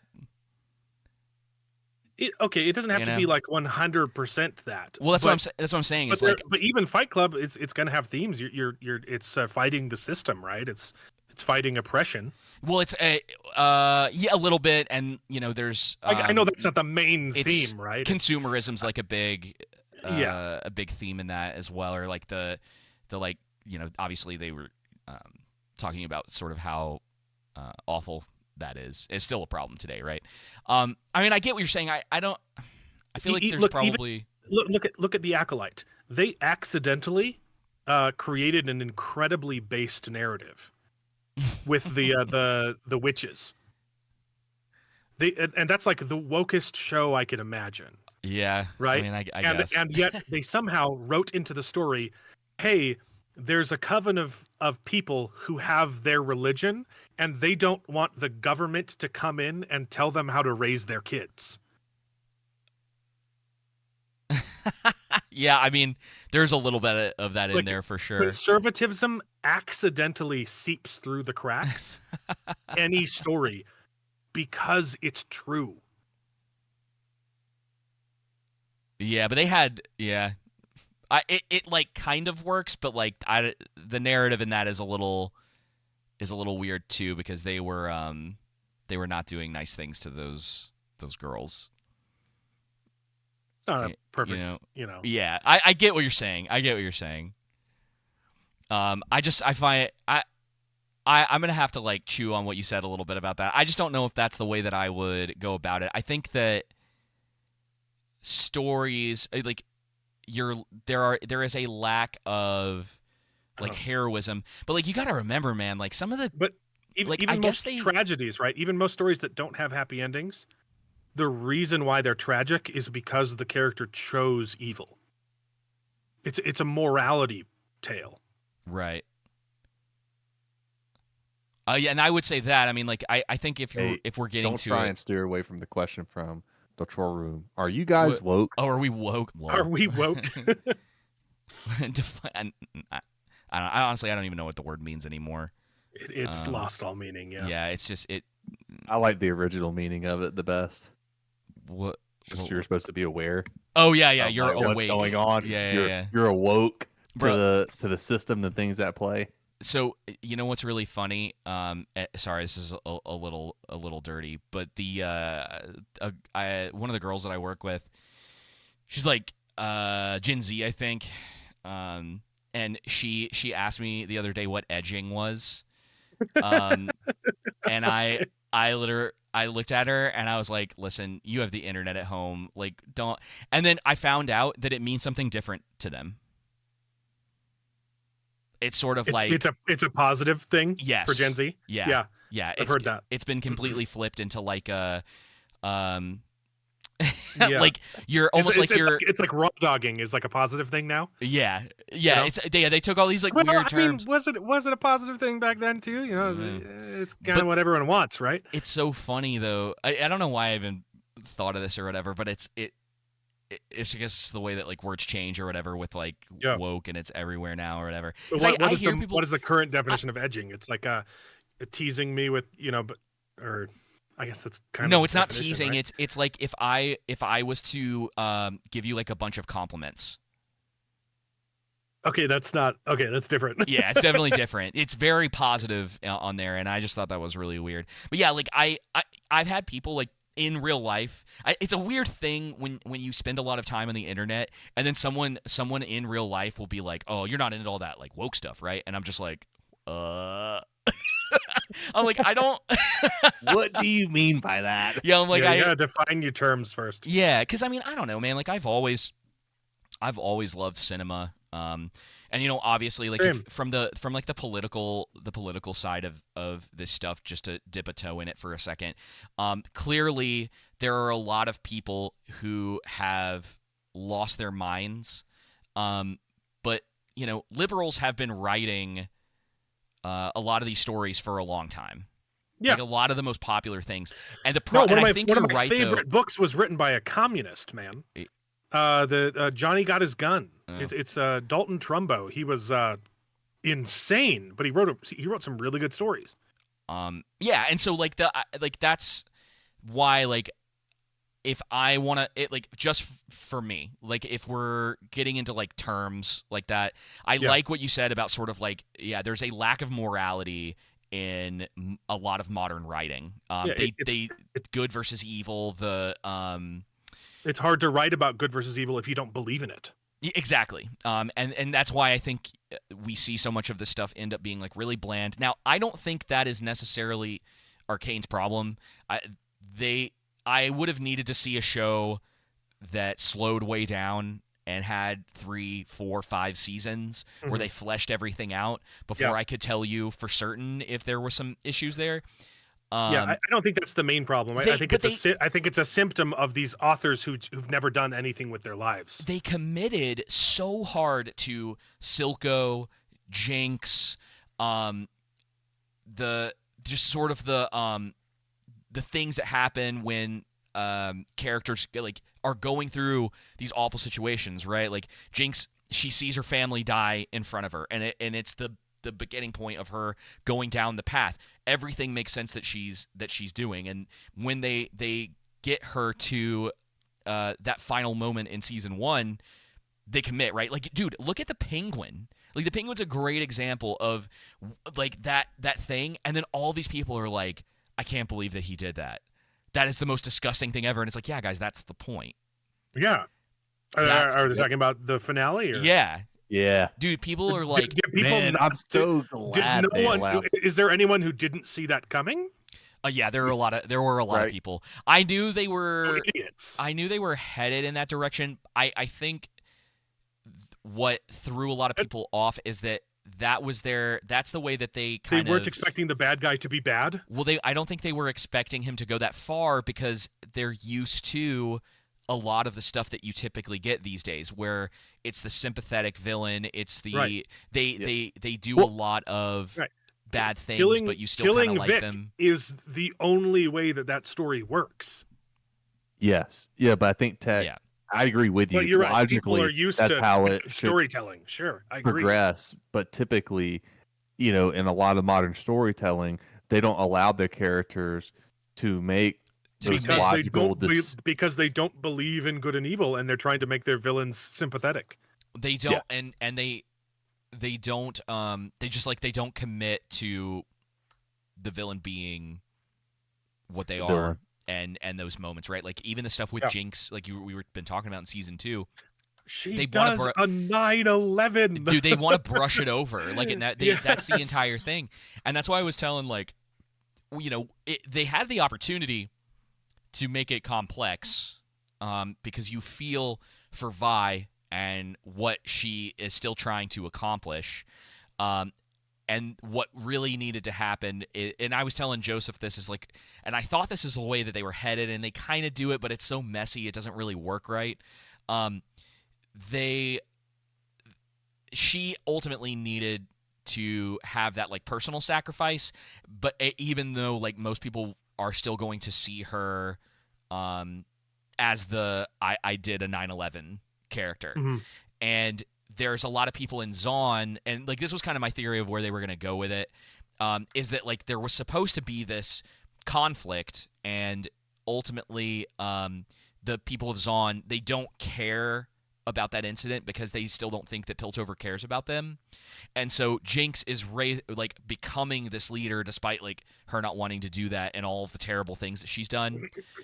Right. You can still have her sacrifice for Vi at the end, and then she becomes more of a symbol for that leadership than an actual thing. There is a lot of work that you have to do to get to that point. Think of how they did it in Breaking Bad. The exact same. You have Walter White, who's completely unsympathetic. He's disgusting at every chance, and he's given multiple opportunities to get out. He's like, you have enough money. Here's an excuse to get out. Here's an excuse to get out. And he keeps choosing evil until what's the breaking point? Hank. Hank gets murdered because of his actions. Right. And then he goes through the remorse stage, but he doesn't get redemption. He still gets his just desserts. Like, Right. he has to pay for his sins. Right. But the remorse arc starts after Hank dies. And there's nothing that even compares to that in this show.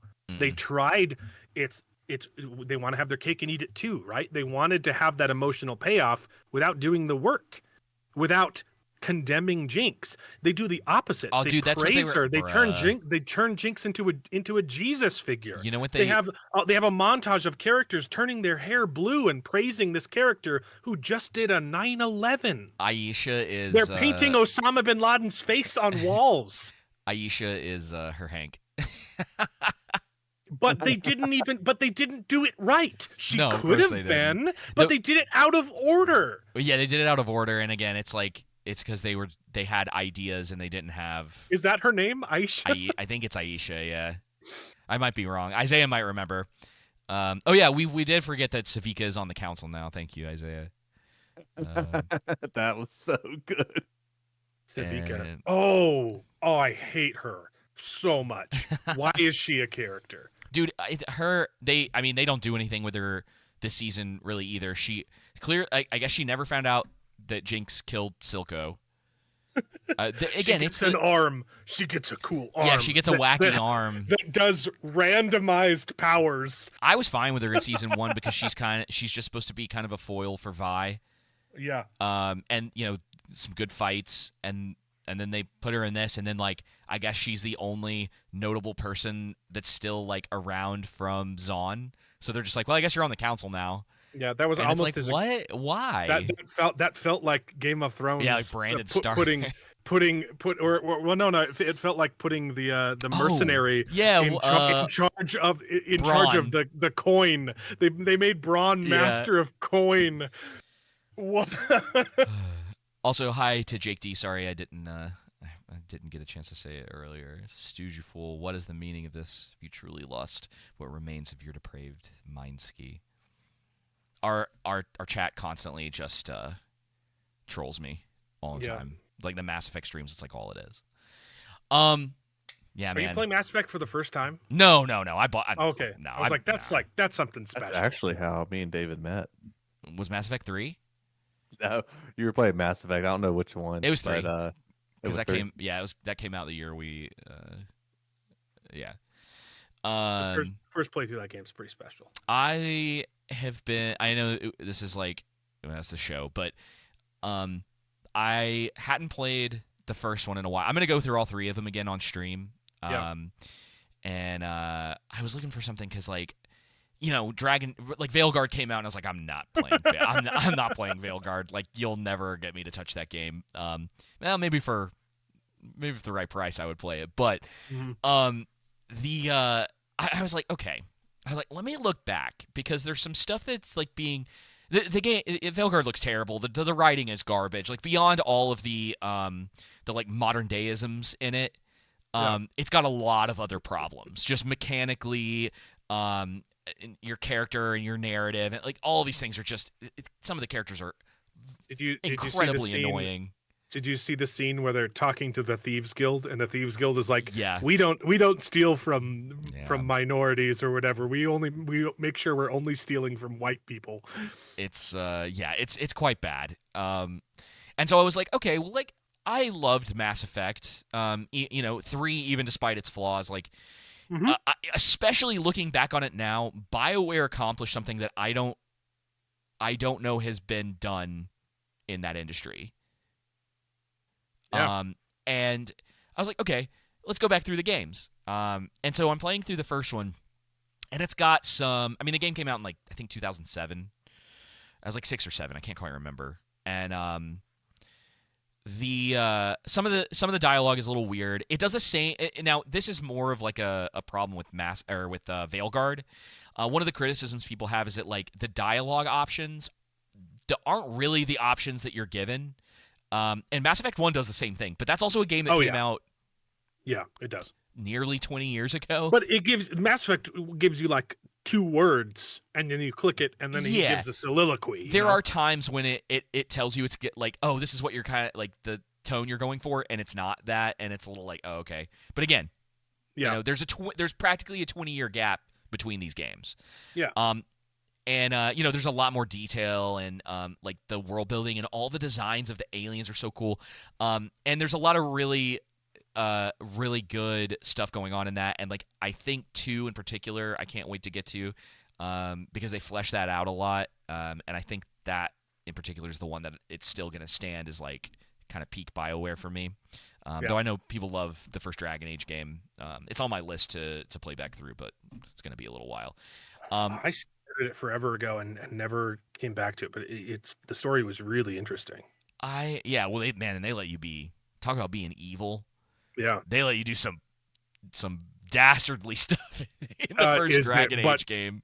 But is there prison sex? No, I don't. Not playing. So. Not gonna play. Yeah. But yeah, man, I don't know. It's like we're just like in such a weird time, dude. I specifically picked this picture for my my profile because I'm in mourning a little bit over. I told Joseph before we watched this, I was like, if this goes south. I know, dude. I'm worst done. Dreams came true. You think it's as bad as season 8 of Game of Thrones?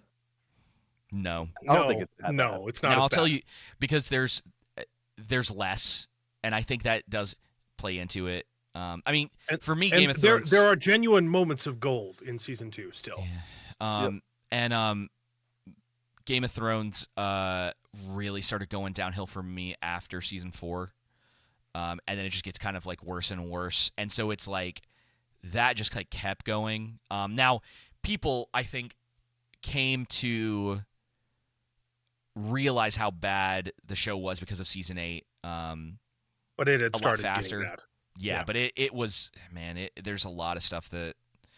Yeah, season 8 is just particularly bad. They'd started teleporting across the map long before season 8. Yeah, and like a lot of the battles they're big spectacles, but they don't make a lot of sense. Yeah. But Battle of the Bastards was beautiful, but the tactics behind it were pretty stupid. Yeah, it's goofy. But man, but it's worth it. I mean, you get that shot of Jon Snow, like climbing through the bodies. And, there's like visually there's like great stuff in it. I mean, and this is like where we're at now though. Is it like I would rather like Arcane and a lot of these other shows be half as good looking as they are if they could get their narratives right. If they could keep consistency with their characters. Like, I guess Arcane's a weird one again too, because like at least with Game of Thrones, you could be like, well, maybe they just kind of started getting bored. It's like 8 seasons. It's like 10 years. You've been working on this thing forever. 2. This was season 2, and they spent 6 years on season 1. Getting everything right.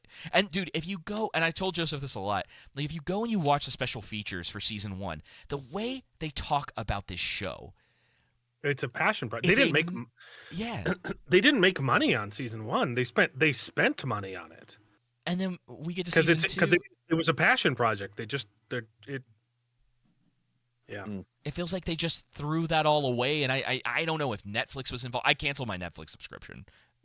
I was gonna probably do it anyway after this, but dang, I finished the end of the season. I was like, done, goodbye. I haven't had a Netflix subscription for a while. How did I watch Arcane? I know, right? I don't know. I just wanted. I mean, because I love season 1, so I was like, well, I'll give them some money so I can watch this. That was you do the thing when you cancel. And I put other, and I put you ruined Arcane. Oh man. So I feel like I know where you're at as far as like what's coming next with these shows. Are you like? I'll watch. You gonna watch it? Okay. Yeah.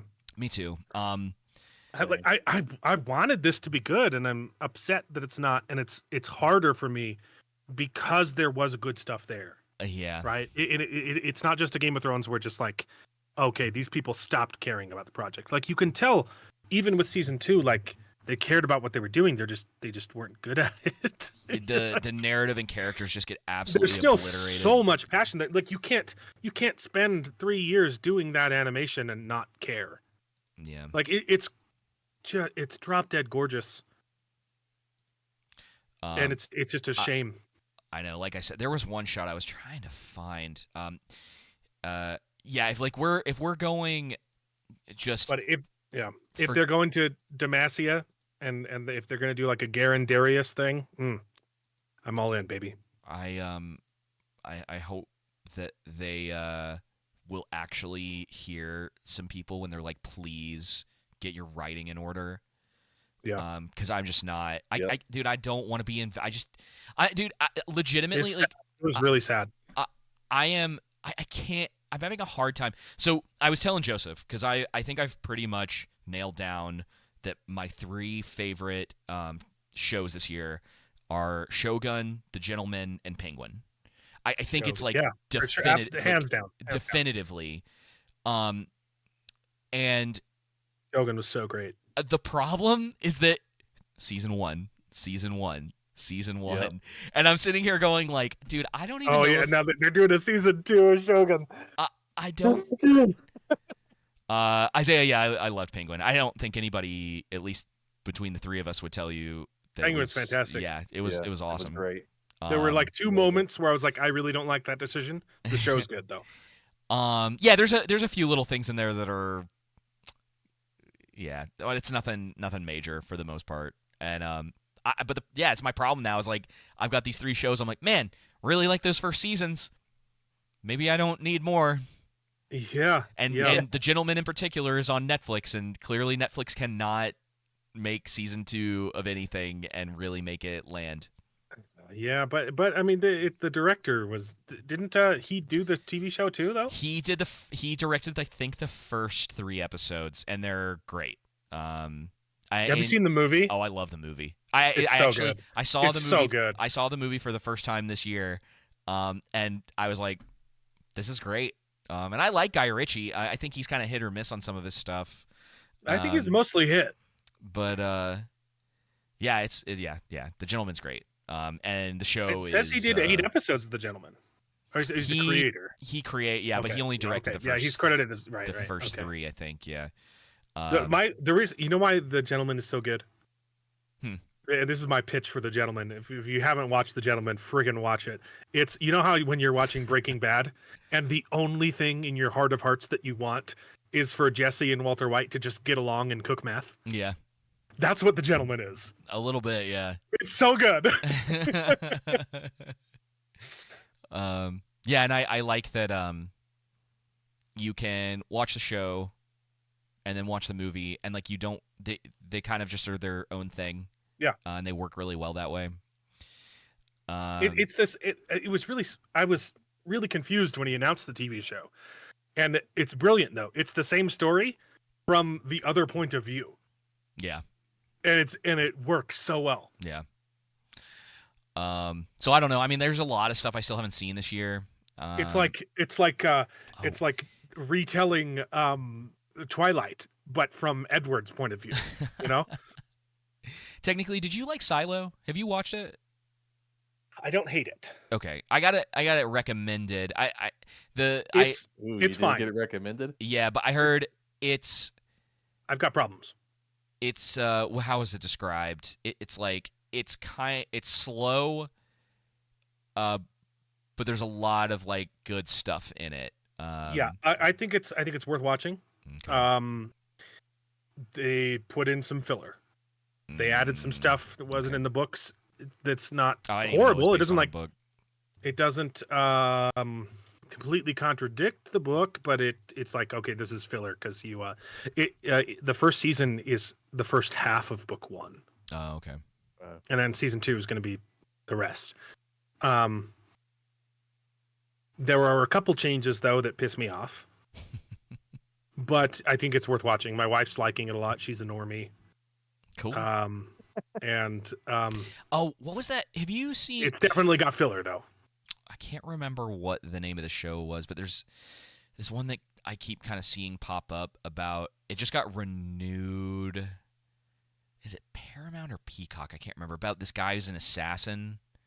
You know what I'm talking about? Agency. No. That could be I know it's so terrible. any show. I'll really look. narrowed it down. Citadel, No, it's not Mr. and Citadel. Mrs. Smith. No. Are you talking about that Aussie show? The Mm, Mr. In Between or something? Mr. In Between, I think is what it's called. no. That one looks really good. I haven't checked it out yet. I need to find out. He's a I'll find out what it hitman, but was. he's like funny, and it looks really good. No, I can't remember. Sorry. There's a couple things. I'm sorry. I'm gonna Google the show with the guy who's Yeah, an who's assassin. Yeah, he's like, it just got like renewed for another season. Barry? No, it's like it's more serious. Wild Horses. No. What's that show called? Oh, Google's giving me Barry. Gary Oldman's in it. It's on Apple TV. Oh, what's it called? Oh, God. Slow Horses? Slow Horses. That's it. That's a really good show. No, I found it. It's I not about literally assassins. typed in Paramount show about an assassin. It's called Day of the Jackal. Never heard of it. Okay, I'm gonna watch it. It's a film from the 70s. Day of the It's Jackal. about the guy that's an assassin. Yeah. He the Jackal's an elusive assassin who makes his living carrying out hits. This is literally the most basic. Anyway, it's IMDb. It's got a 8.1, which doesn't say like a ton necessarily. Oh, it's Eddie Redmayne, right? Yeah. He's that guy that like you recognize his face, but I can never remember his name. I was like, he's in that one movie. Not Blade. That's not the one. Okay, I'm gonna watch it. Okay. Thoughts next week maybe. Sweet. Slow Horses, though. You brought That's good. That's a fantastic show. I've watched the first 2 seasons. I think there's like 5 now. But man, Slow Horses. Okay. it's I was not ready for for that show to be that good. Really, really good show. Well, It's like it's a MI5 movie, but it's about like the rejects, the troublemakers. They all get sectioned off into that's a cool. different division because they've all screwed up, and so it's They get man, transferred it's down to Mar-a-Lago. it's Oh, it's no. it is it's the most disgusting version of Gary Oldman you'll ever see in your life, and he's fantastic. oh man. Well, guys, okay, Troll Room, or anyone listening to this, if you have recommendations of movies or television shows from this year, leave a comment. Find us on social media. I'm ready for hop on our Severance. I'm Discord. ready for Severance season 2 next year, man. I don't know what. Hop in our Discord. Give us some recs. Yeah. Feel free to join the Discord. I could definitely use some stuff. Suicide Have you Squad, seen Wicked? Dude, what? We were going full circle, huh? Oh well. In other news too, I watched the latest episode of Dune Prophecy. Yeah, it's Still not- It's very, very excellently generic. Yeah.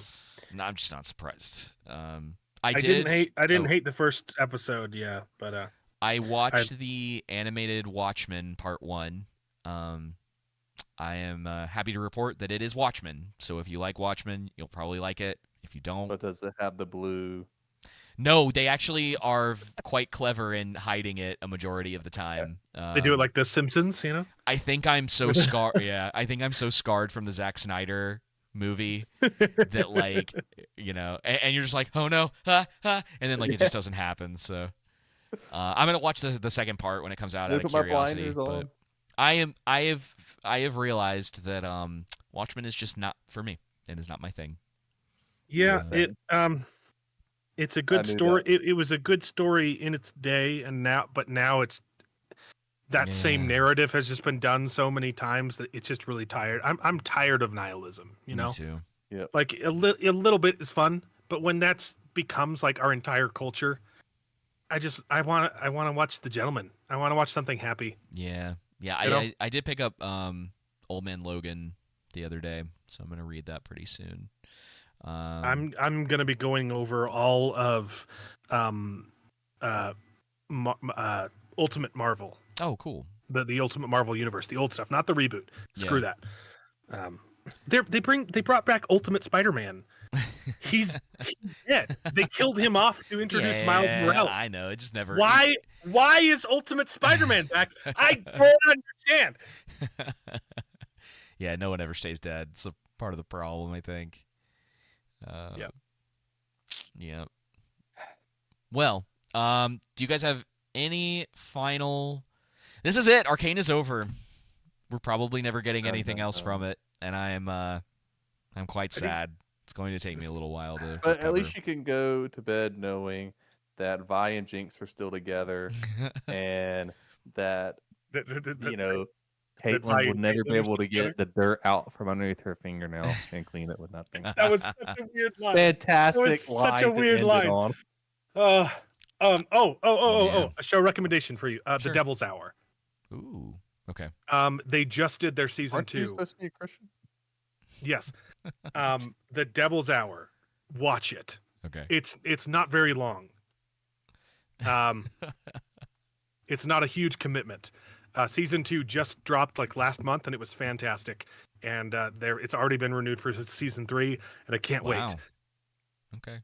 It's not what you'd expect. It's a very.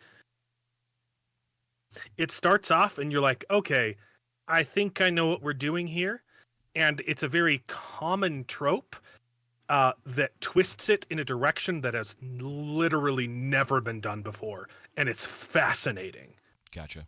And I don't want to tell you anything about it, other than it's Peter Capaldi just Oh. spewing up the camera, and it's so freaking good. All right, I'll check it out for sure. I got a couple things I gotta watch. Rings of Power. You should watch that. That came out this year. Don't worry, we've seen it. Hey, still hasn't been renewed for season 3. It still hasn't. Unfortunately, Bruh. we're gonna get a Wheel of Time season 3, but Joseph, we might not. We're not touching Wheel of Time, Joseph. I'm No, we're I'm not. not putting I'm myself good. through that anymore. That's how I Don't feel do with it. Rings of Power. I couldn't finish season 2.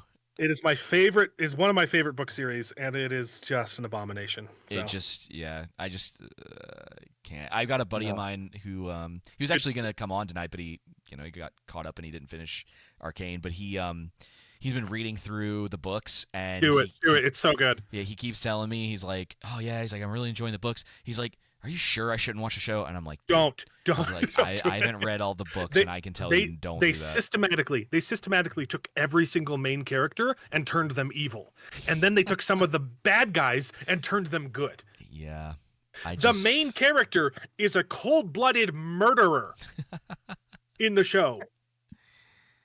Yeah, I mean, even not knowing that much about. I mean, Joseph doesn't know anything about the books, and not knowing much. They're fantastic. Yes. But I was like, I can't watch this. I was like, there's so much about it that it just doesn't make sense. Like, even like this is kind of an issue. This is let me say this real quick, and then we can close out the show. But one of the things I thought was funny is that I've seen some like League players coming out of the work and like calling all these people who like Arcane tourists. Because like they don't know like every detail of the lore. You haven't put in the 8 million hours. Yeah, that I know every detail of every little thing. It's like, cool, dude. The narrative is still bad. Look, they ruined as someone it. who has put in the work, don't ever play League of Legends. Nah. Okay, I played don't do it. It'll ruin your life. Yeah, I played a little when I got my PC like years ago, around the same time that I met Joseph. And I think I played a few times. I was like, this isn't for me. I love good. that. I loved that game, and it will ruin your life. It'll ruin your marriage. It'll. No. Oh no. I'm happily married. I just had kid 4. Okay. All right. Well, yeah, we're gonna have to look out for that. And I don't know, man. I'm worried about where all this is headed. With what they're working so hard to get this stuff done, there is a ton of lore though from Lord of the Rings, from League of Legends. They could make 100 shows in the universe, and they could all be fantastic. I just don't have a lot of. But they'd have to make them good. Yeah, they got to write them properly, and you just need good writers. Spend the time with the characters. Like I see, it's like they got so ambitious with Arcane, and then just, they're like, oops, they fumbled the bag. Yeah, hard, man. It's crazy to see it happen so fast. It feels like it was a cash grab, but we know that's not true. Right. I don't. Listen, it's an anomaly. Maybe, it's an enigma. Maybe it doesn't Netflix. Make sense. Maybe Netflix might be involved in this more than we realize. Maybe they got a massive contract. Maybe there was something they did, but Netflix is requiring them to expand this thing. Because Netflix has been looking for that that game changer for them. Yeah, they have for a long time. And they brought on the Game of Thrones boys to do a TV show that wasn't very good. I don't think this was their game changer. It could have been, man. But they're too. They would have landed it. They weren't patient enough, and this is the biggest problem is that they weren't patient enough, and it took 3 years. 9 in total. I can't believe you just said that. I can't believe this is the world that we live in. So what I mean by that is no, I know what you mean. They needed a 3rd season minimum. And they needed to nail this, Yeah. They needed it, and everybody wants to move so quickly into making universes. Yep. And it's you now have 2 seasons. You ruined your landing on the 2nd season. Across the board, it's just objectively nonsense at this point. Yeah. And you're like, hey, we got 3 more shows coming, and I'm looking at it like what am I supposed to be excited about? What, so I don't know. Because when you're trying to do this is a lot of thing that the people who call people tourists or whatever. It's I don't want to play League of Legends. I don't care. But it's if you want this thing to succeed and to grow the way that Netflix and all these other places, you got to bring people in. Yeah. Well, David, if they think about how much all of us enjoyed season 1. You went so far as to phenomenal. Pre-order and buy season 1 on 4K. I'm looking at it right now. Yep. And so, that's the thing. If they would have stuck this landing in season 2 and done a 3-season minimum, they could have had everything they wanted. And it's certainly possible they can create these new shows and knock them out of the park like they did season 1. Wrong. But that's exactly what they're gonna have to do is prove me wrong. Yeah, because I'm gonna be going into whatever they do next. You have to earn back all of the trust. Yep, it's gonna be okay, what are we doing here? How are they setting this up? Yeah, and I'm just I don't know. We'll find out in another 2 years, I guess. Audience, Hollywood has conditioned the audience to be fickle now. And it's you can lose your audience in a heartbeat now because we've been abused, right? Massively, And we're tired of our this abusive relationship. Yep. And so if it's not good, we're not going to stick around. Yep. And it's just it seems like everything isn't. And then now I'm looking at stuff that I did and going, will it stay this way? I'm absolutely terrified out of my bootstraps for Shogun season 2, which was the greatest thing I've ever seen on television. Yeah. Imagine watching Shogun season 1 and thinking, no, I don't want more of this. This is why I need movies to come back into the. That's the world we live in. Yeah, I need a new golden age of movies, because TV, it's just I almost shaved my head for Shogun. I didn't get enough likes on the video, but I made a bet where because I had a Shogun costume, I had some slacks and I was like, I will complete the costume. I will do the ponytail thing. Also, hi, I'm a Maya casual. Being aggressively late to the stream. It is totally fine. Thank you for And showing that's up. Scream. Glad you're here. So thanks for tuning in. And, Yeah, and yeah, I don't know. And that's it. So Now that Emma Maya is here, we're gonna leave. yeah, we were pretty much done though. yeah. Mass Effect stream sometime this week. Stop by. Sweet. Yeah. If do you guys have anything else you want to add? Anything else you want to say? Any final words? Sorry. Just what a letdown. It was a bummer. Listen, technically, one of these days we're gonna have you on when we actually talk about something we like. Yep. It wasn't. This wasn't really the intention. Like, cause I had planned. It was supposed to be something we liked. I know it was supposed to be. I guess. Well, I was on a stream with you about Shogun, right? Yeah. We did that. We Okay, did. so that's something. Man, what a killer show! So I know, dude. I love that. It And just they did had the everything balls. right. There's the finale of Shogun. Nothing happens. Joseph hated that part. There's nothing that happens in the finale, and it's the most beautiful thing you've ever seen. There's not any action. That's why. No one even pulls out a sword. Oh, okay, he chops off the guy's head, but yeah. I'm sure it was because of budget stuff, but it's still such a letdown. nah, you're wrong. You're wrong about your opinion. Such a letdown. I think it's You're still. entitled to your own wrong opinion. I still think Shogun might be number one. I do like I need to go back and watch The Gentleman again. I want to replace that too. It's just so fun. I don't think it's like the best. That Shogun's better. Shogun's the better TV show. But the gentleman was just, comfort food. And that's why I wonder if because like you get to like a certain point for me, and then I think because like Shogun, I mean like the writing, the visuals, like everything is like so on point. But like the gentleman just makes me smile. So I'm like, I was like, I don't know, it might, it becomes a completely subjective thing at the very end for this, and surprisingly, I think it'll definitely depend on like what mood you're in. Yeah, and surprisingly, like Schindler's List is a great movie. You don't want to watch it every day. Well, yeah, it's like Joseph and I reviewed All Quiet on the Western Front a couple of years ago, yep. And I loved it and was like, I'll probably never watch it again. It's just it's kind of like let me just cue up Life is Beautiful for the 10th time today. Yeah, it's like American History X. You're like, wow, I see the value in this. Probably will never watch it again. Probably yeah. There's a lot of that, and I think that's totally fine. But this year's really the 1, 2, and 3 for me this year. Like it's between those three, it's really close. It wasn't supposed to be that way. Arcane was supposed to be number 1, and we were all supposed to move on with our lives.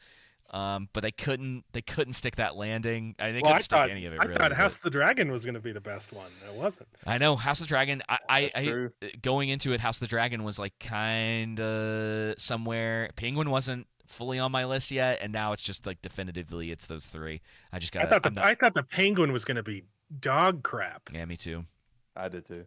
Because we thought the Batman was all right. There's a lot of good in it, but the third act / fourth act, whatever you want to call it, just it's not good. And there's like all these people. And the movie's only like 2 years old. And there's all these people trying to rewrite history like it's a masterpiece. I'm like, it's not a masterpiece, guys. I liked the Batman, but the ending isn't great. No, it doesn't. And literally any other female could have been cast as Catwoman. I just want to let you know it's okay. You don't have to tell anybody that. I do not like the lesbian Catwoman look. Haircuts don't lie, baby. And on that note, /bombshell. Technically Mexican, thank you for stopping by. It's always a pleasure. Thanks for inviting me. It's fun. Man. We need to do it more. Definitely don't need to go 6 months in between. Yeah, right. It's been a weird year for us, though. I was like, I don't know if you knew, I was right in the path of Helene. So I was like completely off the grid for like 2 weeks. So we didn't, and then like with streaming and recording and doing all that stuff, like it just goes on for even longer because like waiting for power to get on, waiting for internet to be working properly. Like my computer, I finally got to boot it back up and it was having all sorts of issues. It was ridiculous. Yeah. Amiani says, so is Arcane Season 2, yay or nay? All I need to know. I think across the board it's a nay from all of us. Watch season 1 and think about what could have been. Yeah. Yeah, I don't even know if it's worth watching. No, season 1's worth watching. Well, It yeah, is. no, I'm talking about season 2, but Oh, man. it's a tough one. I almost just want to say don't watch it. Just, I mean, if you like, it's like if you really like season, and it just makes it worse though if you really like season 1. it does. Look, if you're a normie, watch season 2. You'll love it. If you're capable of turning your brain off, if you liked Rings of Power, watch season 2. You'll love it. That's almost not fair. At least Arcane looks nice. Like it's beautiful. Like we were talking about, like I like a lot of the music in it. There are things to grasp onto of what could have been, but that's about as far as it really goes. Because it's just so shallow at the end of the day. It's hollow. It's empty. Falls into the trap that a lot of these season 2 of shows end up falling into, where like they just learn the wrong lessons from the first season. Yeah. And everybody's got to make I mean, I understand that League of Legends is like a massive universe, like there's tons of lore in it. But what I mean is like everyone's so quick to turn their stuff into that. And Arcane has fallen into the same trap. And time will tell if like they happen to land with some of these other shows that they're making. But that's the thing though. Season 2 kind of shoots that in the foot. Not just because it was bad, but like the whole moral of season 2 is if you dip your toe into magic, it will destroy the entire world. But magic is a big thing in League of Legends. Like they all use magic. So I don't know why that would be your message for season. It doesn't make sense. Yeah. Oh yeah, that we glossed over that too. Singe did get his daughter back at the end to some degree. They kind of you get like I thought that was the gay chick. Mm-mm. That's his daughter. Yeah, I'm pretty sure it looked like the same haircut. Is the end? God, this show. I thought he picked up the corpse of the gay chick who had a bullet in her head and turned her into a little girl, into a real boy, Pinocchio style. I was trying to find it. No, he gets his daughter back. I mean, I think the implication being that like Victor probably revived her, you know, something like that, yeah, for all the work that he did. I think there's even some dialogue there about like Victor doing something for him if he, you know, does all this. But yeah, man, I just can't. Yeah, I can't recommend season 2. I'm sorry. It's tough. Yeah, it's sad. If you're like, man, it'll be a great example moving forward of just how hard you can drop the ball. Yeah. But so for that, and if like you're really curious as to why, like, you know, it's all there. But yeah, I can't recommend it, unfortunately. Oh, Echo's alive. He's still in Piltover. I just found a shot of him. He didn't get sucked in with the rest of them. They just don't do anything with him after that final fight. He's just sad boy. I can show it to you. Here he is. It'll pop up in a second, but yeah. Oh yeah, we talked about that earlier, Tevin, that Savika never found out that Jinx killed Silco. That right there is like a massive problem that they never address it. I don't know. They just move too quick. It's sad. Oh yeah. This is a good frame to end on, actually, because it's cool. You know, kind of how I feel about the show. At this point, it's just sad. What could have been, right? Just like with Echo, what could have been? Yeah, man. Is there any books on the world of Runeterra? I don't know. I mean, I'm sure. They just launched. I don't know if there were books previous to this, but they just announced that they're doing a backstory for the Mbessa. Oh, okay. I know. They've which got. I don't really care about. Yeah, it sucks because I liked her in season 1, but just doesn't go anywhere. She just I like everybody, like her in particular. She just becomes like one dimensional, and they probably, I don't know if they really needed to go as hard on like the Black Rose stuff as they did. Especially because it didn't make sense or was explained at all. And it didn't go anywhere really. I don't think they've resolved it because I assume Mel is going to get her own show at some point. Feels like it. Yeah, man, they powered her up quick too, didn't they? She's not even a playable character. Not yet. She's coming next year. Yeah, they announced it, but all right. Alrighty, guys. Thank you guys again. Yeah, super fun. And thanks everybody who's listening, whether you caught us on the live stream that we do every Monday at 7:45 Eastern. You can also download the show on any podcast network. It's just under the Underground. And yeah, sometimes I do video game live streams on the YouTube channel and hang out and talk to people. So stop by if you ever happen to see that we're live. This is actually a pretty good show viewer-wise, guys.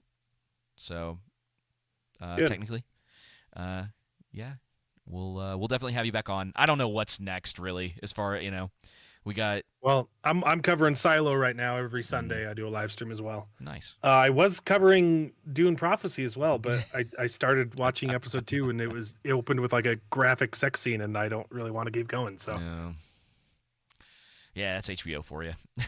Yep. Yeah. Cool. Well, we will definitely have you on again whenever. Hopefully, there'll be something that we like, and it's like, ooh, let's have him on. We'll talk about it. I'll try to keep it in mind, but We'll find something good. Watch The Devil's Hour. Devil's Hour. Okay. And then we'll talk about it. Okay. It's so good. I'm gonna write it down. Awesome. Well, until next week, guys. Thank you again, and y'all take it easy. See ya. Bye.